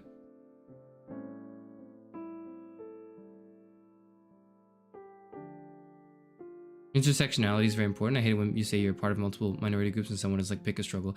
The phrase pick a struggle is really dismissive and has like spiraled out of its use case. Like, I think when it first was used was like, it was like a funny slam dunk phrase for people who would constantly try to play themselves up as some sort of victim for different things, but disingenuously, of course, and like try to juggle this disingenuous victim act, right? And the idea is you slam dunk them with that phrase, but again, as you say, right, intersectionality is important for people who do genuinely need to form an understanding, whether due to their personal lived experience or otherwise, the effects of what it's like to be in multiple identity groups. My optimistic thought, after having read a bit of bell hooks and after having engaged in the idea of intersectionality a little bit, here I am optimistically hopeful that eventually we won't have to think about intersectionality anymore. And to that extent, I guess maybe like we don't have to think about feminism anymore. And what I mean by that is like, I think, and this is me having read this and my immediate response to it, which could be, which is totally bogus because I'm just some guy, is eventually we can move forward from empowering specific identities and realize that people are people and we actually should just accommodate for everyone's needs. And it's not just capital E everyone, we group everyone under one category, but realizing that actually there's 8 billion categories in this world right now. And much more than that if we think about history in the past. And that is phenomenally difficult, right? The reason why we make categories, the reason why we go, men are all this or women are all this, is because, it's hard to conceptualize more than like 5 things. The moment there's more than 6 like objects on a table, you're struggling already to like see immediately that and register in your head there's 6 things, like, right? The moment there's like 7 or 8 or 9 things, in your head you start to have to count, 1, 2, 3, 4, 5, 6. You know what I mean? And so we take the shortcut, we take the lazy shortcut routes, right? And I have a very long-term vision where eventually in the history of intellectual development, we will realize that everyone just like, although there are through lines that would be very helpful to follow, at the end of the day, categorizations do more harm than good generally. But I don't think that's a hot take if you formulate it in a certain way. And also, I don't see it coming to fruition at anytime soon. Sorry, late to the stream. Have you covered Judith Butler? No, I have. Thank you for joining the stream. You're not late, don't worry. No, I have not covered Judith Butler. And I hope it's not a shock to everyone. I don't think I will cover Judith Butler. And the reason that's why I say I don't think I will cover her is because I don't know Judith's works enough. That's why. I'll bring it up and read it a bit, of course, towards the end. which we're getting to, by the way, because this is going to be a short, the aim is this is a short stream, right? But I don't know enough to like comment on it, but I'll definitely bring it up and talk about it. Yes. So along with what I've just said earlier about bell hooks and her work, I also want to bring in Audre Lorde, an American writer, professor, philosopher, intersectional feminist, poet, and civil rights activist, as well as, and I know I just said let's not lump people in a category, and I'm about to do that, but Kimberle Crenshaw as well. Okay, now where's the yeah, I don't know much, if not anything, about these two women here, Audre Lorde and Kimberle Crenshaw, except that I have had good faith recommendations that these are people you should read alongside bell hooks. Okay, I'm gonna be honest, and I'm not gonna pretend like I know more than I do. I really don't. But what I do understand is, like, Lorde has interesting works on, you know, as it says here, intersectionality and feminism, and Crenshaw has interesting ideas in critical race theory.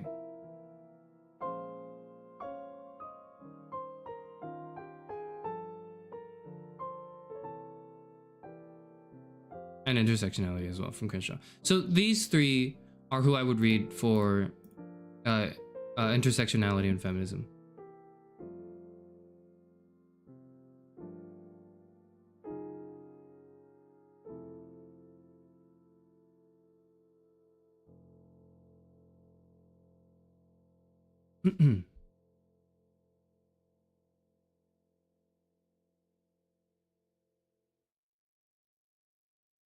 And of course, as we kind of veer towards the end, more of the recent like women I've talked about not only have books that are interesting, but they also have like films. They make interesting films and other things that are not just, you know, like academic literature, like poetry and things that to engage in that maybe are more fun than like boring text. So, you know, it's a good jumping in point.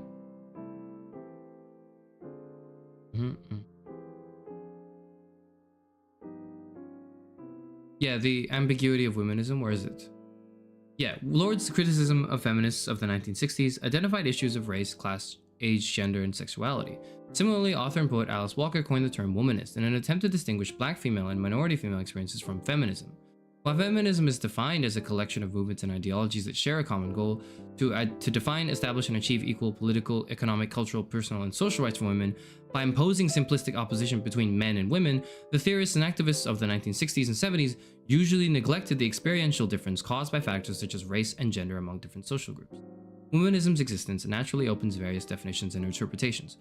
Alice Walker's comments on womanism, that womanist is to feminist as purple is to lavender, suggests that the scope of study of womanism includes and exceeds that of feminism. In its narrowest definition, womanism is the black feminist movement that was formed in response to the growth of racial stereotypes in the feminist movement. In a broad sense, however, womanism is a social change perspective based upon the everyday problems and experiences of black women and other women of minority demographics, but also one that more broadly seeks methods to eradicate inequalities not just for black women but for all people, by imposing socialist ideology and equality. However, because womanism is open to interpretation, one of the most common criticisms of womanism is its lack of a unified set of tenets. It's also criticized for its lack of discussion of sexuality. Lorde actively strove for the change of culture within the feminist community by implementing womanist ideology. In the journal Anger Among Allies, Audre Lorde's 1981 keynote admonishing the National Women's Studies Association, it is stated that her speech contributed to the communication with scholars' understanding of human biases. While anger, marginalized communities, and US culture are the major themes of the speech, Lorde implemented various communication techniques to shift subjectivities of the white feminist audience. She further explained that we are working in a context of oppression and threat, the cause of which is certainly not the angers which lie between us, but rather that virulent hatred leveled against all women, people of color, lesbians, and gay men, poor people, against all of us who are seeking to examine the particulars of our lives as we resist our oppressions, moving towards coalition and effective action.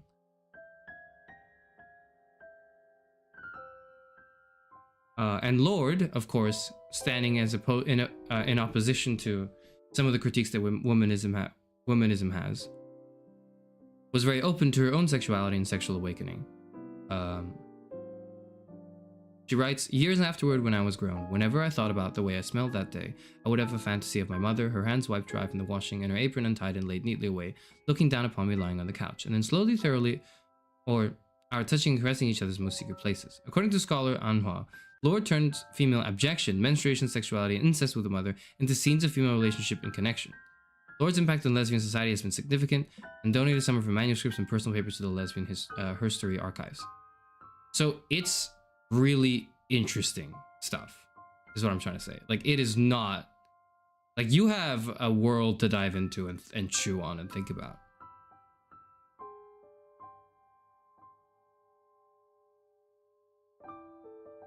In 1962, she married attorney Edwin Rollins, who was a white gay man. Audre had been living openly as a lesbian since college. However, due to the LGBTQ discrimination, they both decided to remain closeted. They maintained an open relationship, allowing each other to pursue same-sex relationships. They divorced in 1970 after having 2 children. Again, this is stuff to think about. This is stuff to think about.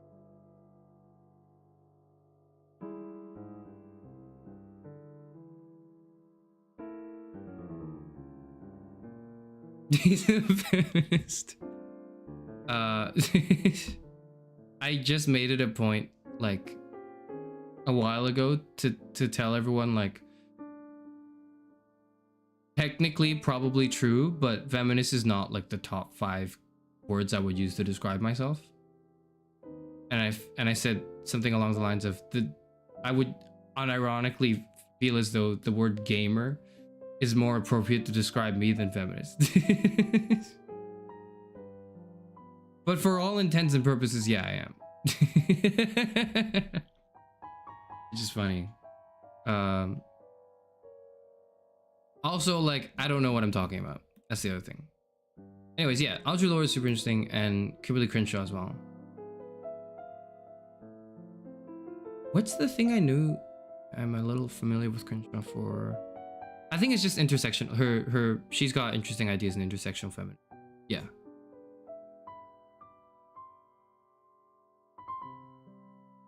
In 1989, Crenshaw coined the term intersectionality in her essay Demarginalizing the Intersection of Race and Sex, a black feminist critique of anti-discrimination doctrine, feminist theory, and anti-racist politics, as a way to help explain the oppression of African-American women.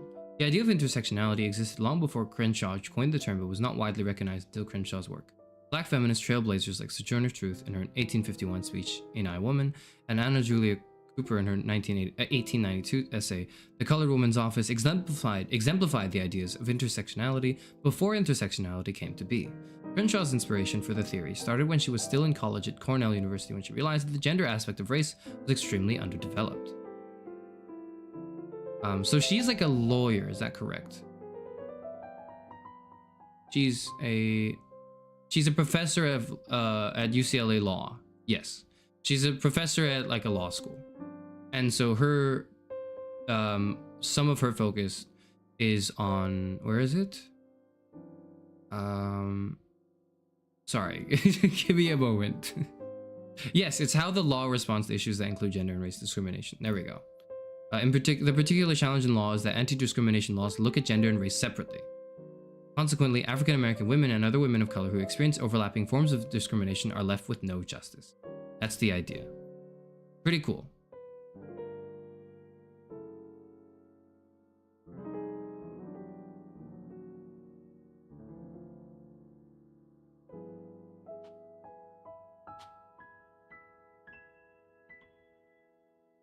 The phrase is actually for all intents and purposes, not for all intensive purposes. Yeah, exactly. I never understood that. I was always like I know it's an ism of some kind when people mistake it. I forget what the word is specifically, but it's kind of like what's another example?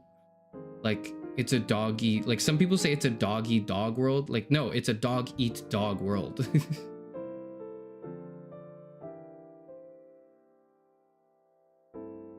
Or like should of instead of should have, when you shorten it to should have. Eggcorn, yes, eggcorn is the word. I think eggcorn is the word. Yeah, eggcorn is the word. It's one of the eggcorns that I was always aware of, and it was weird and a little funny to me when I realized people were making that mistake. Because what is an intensive purpose?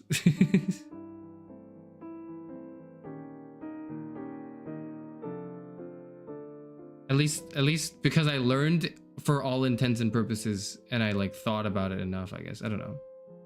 I didn't think it was an issue for me to understand. This is, I think, everyone. Wait, hold on. I didn't pull up. Okay, I wasn't gonna like read a bit into Judith Butler, but like, you know, I'm getting mentions of it, so I'm gonna do that. I think the last person I want to get into here, though, other than Judith, is actually Sylvia Wynter. Sylvia Wynter is a Jamaican novelist, dramatist, critic, philosopher, and essayist. Her work combines insights from the natural sciences, the humanities, art, and anti-colonial struggles in order to unsettle what she refers to as the overrepresentation of man. Black studies, economics, history, neuroscience, psychoanalysis, literary analysis, film analysis, and philosophy are some of the fields she draws in on her scholarly work.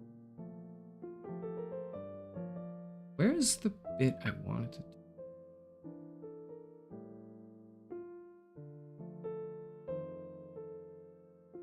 Yeah, Sylvia Wynter's scholarly work is highly poetic, expository, and complex. Her work attempts to elucidate the development and maintenance of colonial modernity and the modern man. She interweaves science, philosophy, literary theory, and critical race theory to explain how the European man came to be considered the epitome of humanity. Man, too, or the figure of man. Wynter's theoretical framework has changed and deepened over the years. In her essay towards the sociogenic principle, Fanon, identity, and the puzzle of conscious experience, and what it is like to be black, Wynter developed a theoretical framework she refers to as the sociogenic principle, which would become central to her work. Wynter derives this theory from an analysis of Frantz Fanon's notion of sociogeny. Wynter argues that Fanon's theorization of sociogeny envisions human being or experience as not merely biological, but also based in stories and symbolic meanings generated within culturally specific contexts. Sociogeny as a theory therefore overrides and cannot be understood within Cartesian dualism for Wynter. The social and the cultural influence the biological. So that's like, so she's cooking, is what I wanted to say. And her ideas of Fanon's work. Fanon is another philosopher. I think Fanon's a philosopher who writes on decolonization, among other things. Yeah. In unsettling the coloniality, of being, power, truth, freedom towards the human after man, its overrepresentation and argument, Wynter explains that the West uses race to attempt to answer the questions of who and what we are, particularly after the Enlightenment period that unveils religion is incapable of answering those questions. And I wanted to bring this up because I had an experience where, and I don't know this personally, because I haven't read her work, which is why I left it to the end, because I'm not familiar with it. What is decolonization? Good question. I don't want to like just start yapping. So I'm not gonna do that.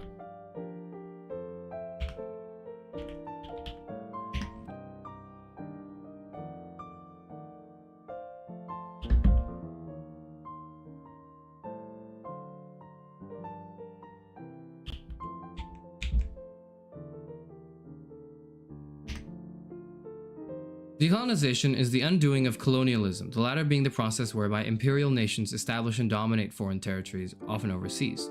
The meanings and applications of the term are disputed. Some scholars of decolonization focus especially on independence movements in the colonies and the collapse of global colonial empires. As a movement to establish independence for colonized territories from their respective metropoles, decolonization began in 1775 in North America. Major waves of decolonization occurred in the aftermath of the First World War and most prominently after the Second World War. Critical scholars extend the meaning beyond independence or equal rights for colonized peoples to include broader economic, cultural, and psychological aspects of the colonial experience. Extending the meaning of decolonization beyond political independence has been disputed and received criticism. I do not know nearly enough to give you a definition for decolonization that is not just me reading out the Wikipedia, okay?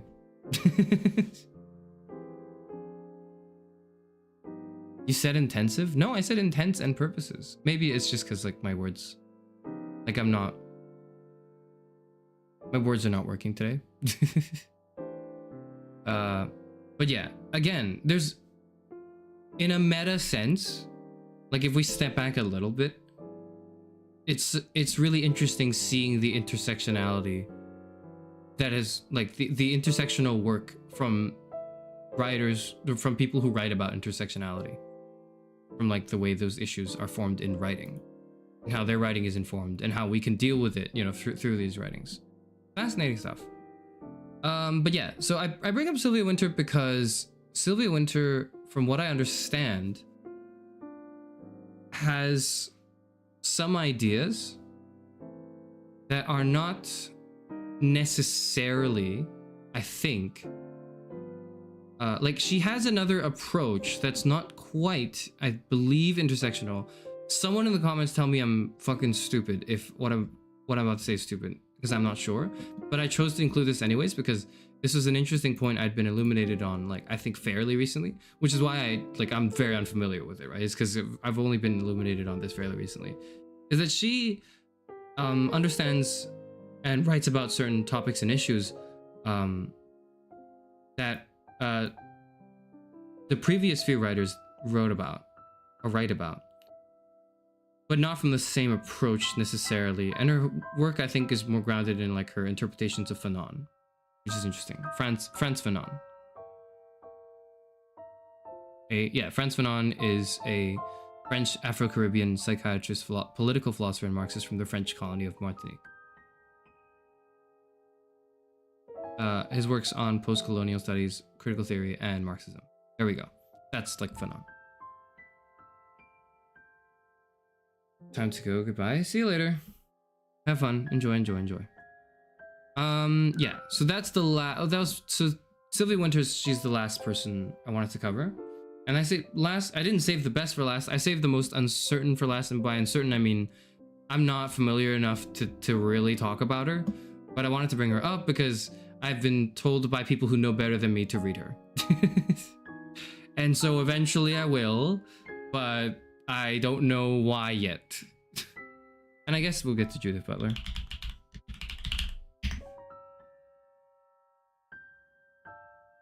Judith Pamela Butler, born February 24th, 1956, is an American feminist philosopher and gender studies scholar whose work has influenced political philosophy, ethics, and the fields of third-wave feminism, queer theory, and literary theory. She joined the faculty in the Department of Rhetoric at the University of California, Berkeley in 1993, where they became the Maxine Elliott Professor. Sorry, they, them. Yeah. I think I wasn't referring to them as they, them, but you know, you get the idea, right? From what I'm trying to like do here. And became the Maxine Elliott Professor in the Department of Comparative Literature and Program and Critical Theory in 1998. They also hold the Hannah Arendt Chair. Yeah. Gender Trouble, Feminism, and the Subversion of Identity. So when I say like I'm not familiar with any of Butler's works, I mean it. I don't know shit about Butler's works. I just know also that I need to read it and form an opinion, but I have not read it and formed an opinion yet. What I've been told to read is, I think, which one is it?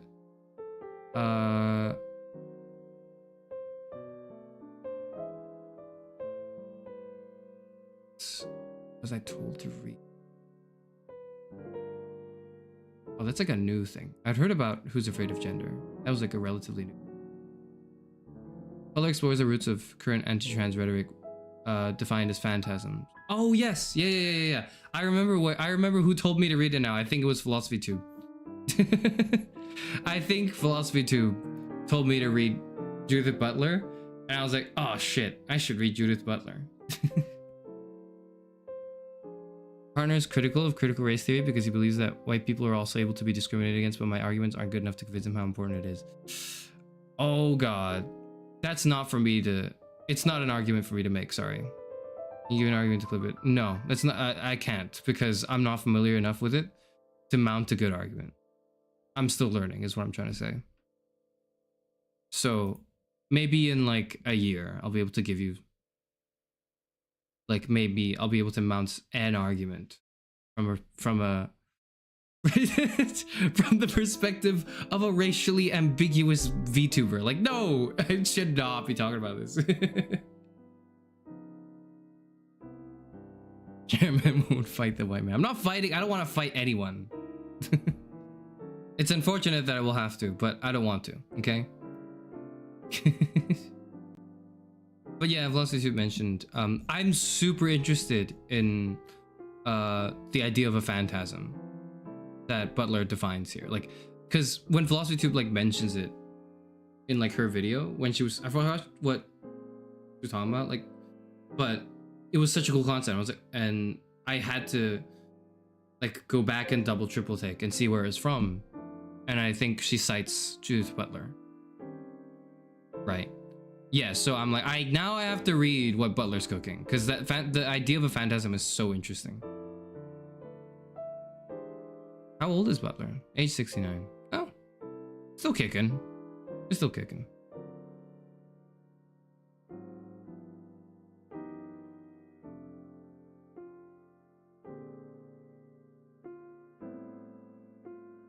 Who's terrified of gender? Me. I hide in the shadows to get away from it. Don't cancel me, but I'm extremely phobic. I'm just scared. I feel you. I feel you.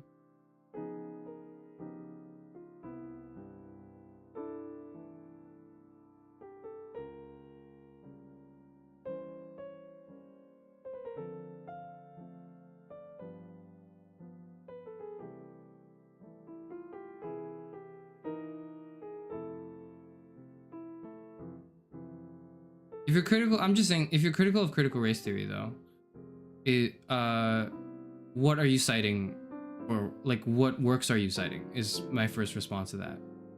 If your partner is like critical of the ideas of it, like, where is your criticism? Is it founded on anything, or is it just because the idea makes you uncomfortable? Right. So, like, I'm not saying there isn't a valid argument to be made. It's just, where the hell are your arguments? Cite your sources, I guess. Especially for things as precarious as these, right? I don't know. You'll figure it out and deal with it. There's some time to, but my advice, of course, is like, you know, read into it. Certainly, don't take like a VTuber's words and be like, all right, okay, I'm gonna go out and this is my opinion now. Don't do that. Don't fucking do that.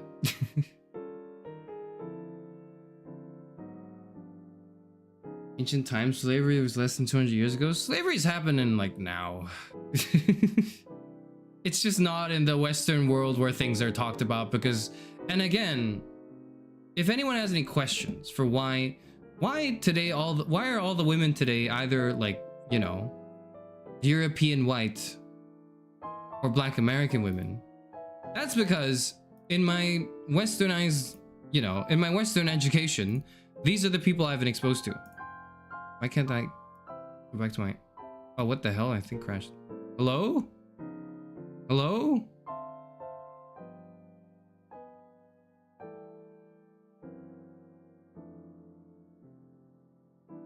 Hello? Okay. No, it's fine. It's fine, right? It's fine now. It's fine now. Sorry. But yeah, if anyone's question is like, okay, how come all the women you've said to read for International Women's Day are of only few dispositions? That's because that's as far as my education has offered me. And I'm standing like, and if you don't like that, you please know that I don't like it too. Please know that I don't like this as well. And I think that there's a lot of work to be done for for feminist philosophy that is not West-centric, I suppose.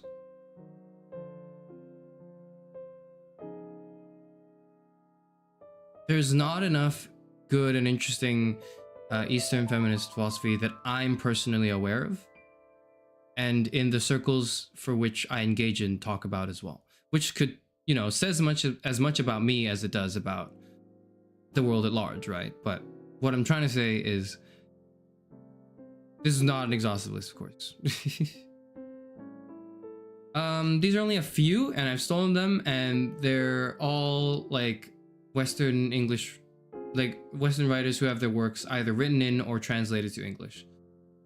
This is because I speak English. So this is what you're gonna get from me.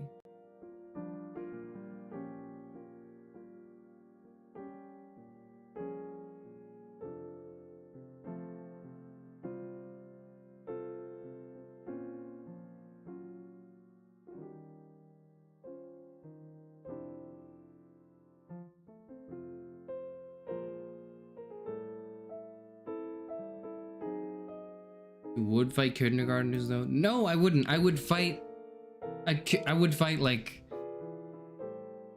an imitation of a kindergartner that's not like a real kindergarten, like not a real person. In a hypothetical situation where that was the only way to defend myself, I would do that. But like, you know, that's not gonna be the case. So these are the women for today. These are the women for today's stream. Sorry, for today's stream. I guess. Do you mind speaking about Ayn Rand? Yes, I do mind speaking about Ayn Rand. My damn keyboard. Sorry.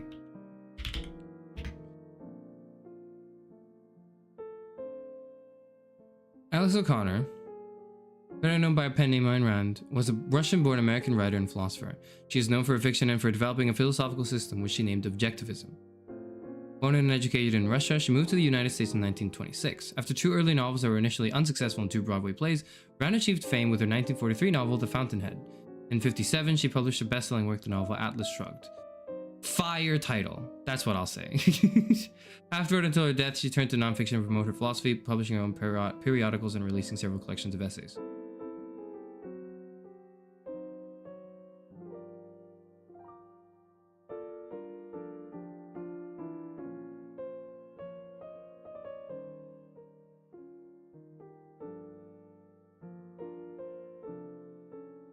Where's the bit where it's like the... I gotta like... Give me a moment. Give me a moment.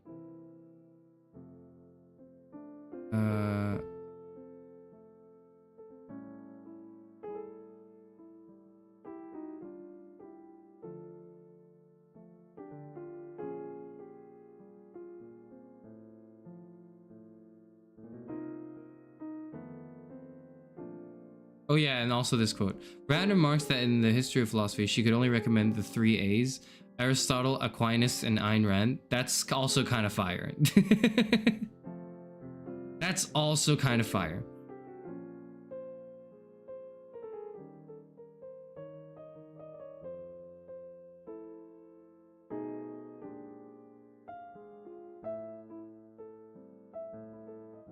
She has spicy takes. That's what I want to say.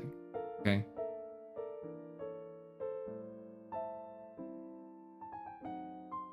Where are they?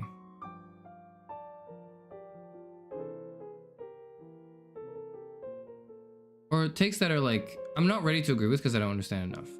That's what I'm trying to say.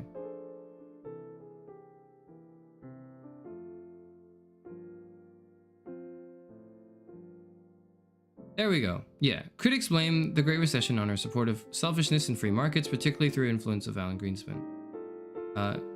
In 2015, Adam Weiner said that through Greenspan, Rand has effectively chucked a ticking time bomb into the boiler room of the US economy.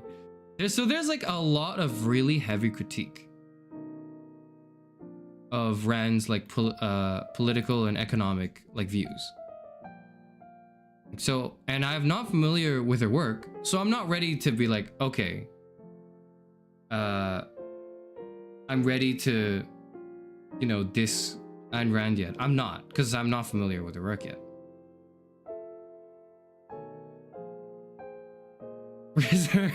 Scares you for no said he would put her on his hear me out cake. That's what makes a hear me out cake. Anyways. Where's the juicy stuff about cheating? Dude, I don't know. Like, there's like, you know, there's tea, there's drama of her like personal life, but that's not what I'm interested in. I'm more interested in her work. And personally, from what I understand of it, and again, I only have a very shallow surface level understanding of her work. She's a huge capitalist. And I just don't know how to respond to that meaningfully because I haven't seen what she's cooking to properly critique it. All I can say is I don't know. That's all I can say. But what I do know, here's what I do know. Atlas Shrugged, can you see it here? You can. Atlas Shrugged is a fire title. Holy shit. That is a fucking banger of a title. I wish, like, part of me wishes she didn't come up with it and someone else who was maybe a little cooler did, or maybe I could, you know, like, because Atlas Shrugged is such like a it's 2 words, it's 3 syllables, and it conveys such a dramatic like image that is so like, there's so much aura in this title. You don't understand. Like, I know nothing about the book. I have not read Atlas Shrugged.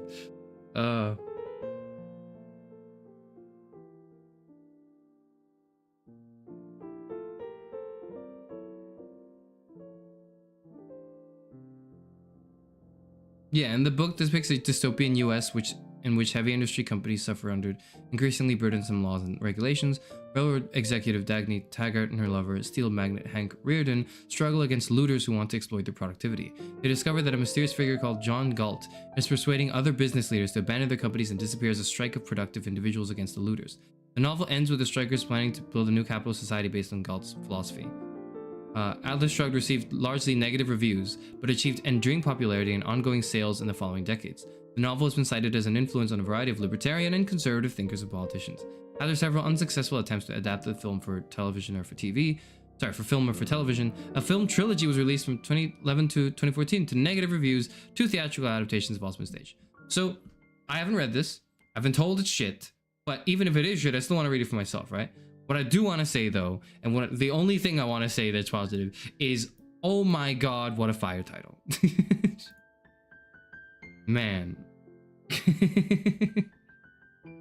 Apparently there was a movie, yeah, I didn't even know.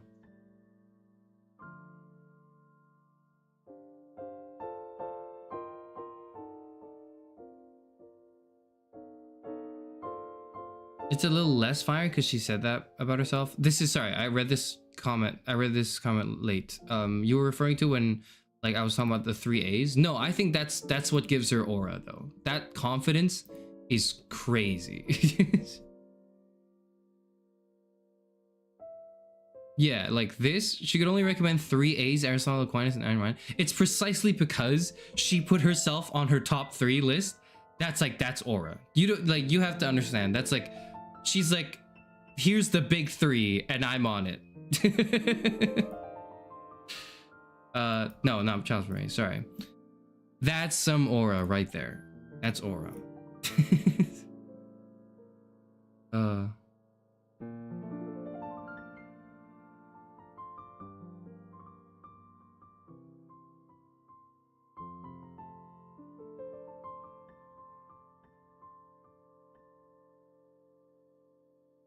Okay, but if someone says the 3 A's mentions you, then it's fire. But if you say it about yourself, that's lame as hell. No. It's not lame if you can, well, like, maybe it's lame in this case because it is her, right? It's because Ayn Rand is lame. But that's because she's lame. If she was cool, like if she had aura, then that quote would go hard, you know? Like if she really was a philosopher that was super well received and everyone's like, holy shit, this is the turning point of the world. Like just imagine for a second you actually agree with her politics. Would you not imagine that quote to be fire? Because I think that quote would be fire if you agreed with her politics. I'm just saying this because it's like I'm Rand no longer. So that's what I'm saying is like I'm separating, like I'm trying to separate the art. In this instance, I'm trying to separate the art from the artist to salvage what I can of the art in order to reappropriate it in my terms in a more acceptable way.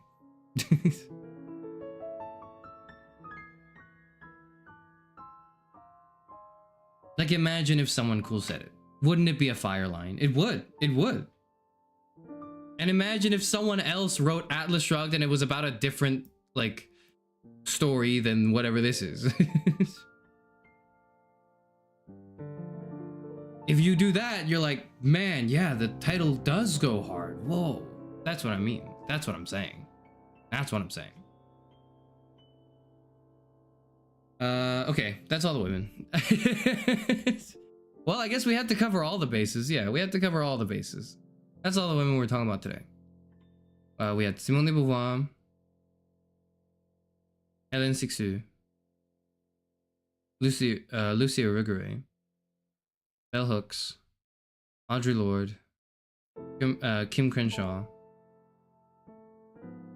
Sylvia Wynter, Judith Butler, we're putting on this list, and Ayn Rand.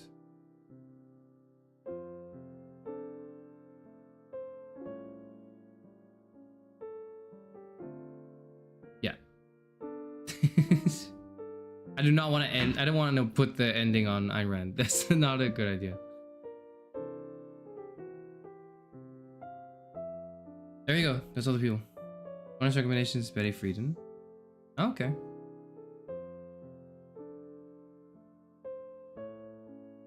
What if I mention more women that you should cover? Then we'll cover them next year when it's Women's Day again. Do the 100 women challenge? No, I won't. I vehemently oppose the idea of doing it.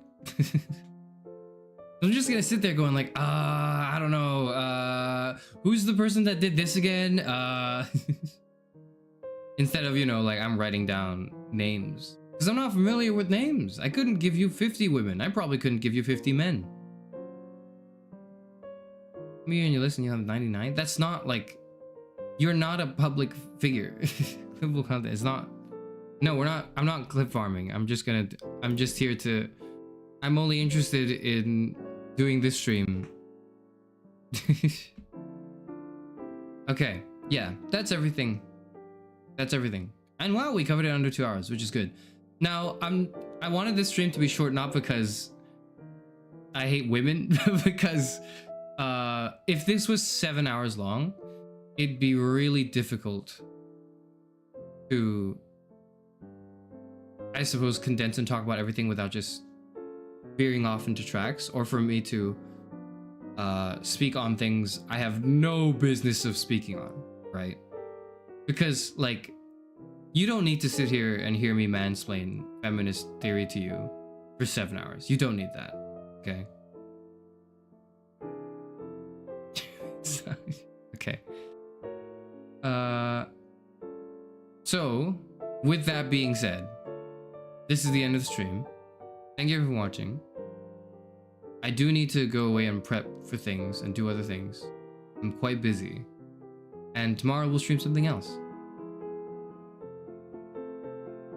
Okay, we're doing something else tomorrow.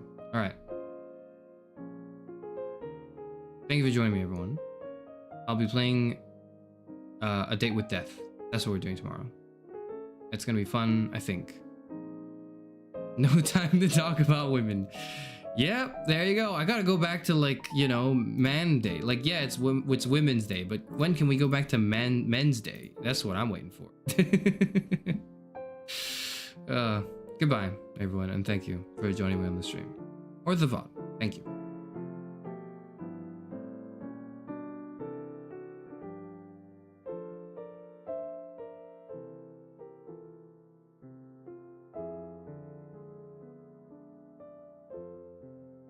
It's fun to learn about women, exactly.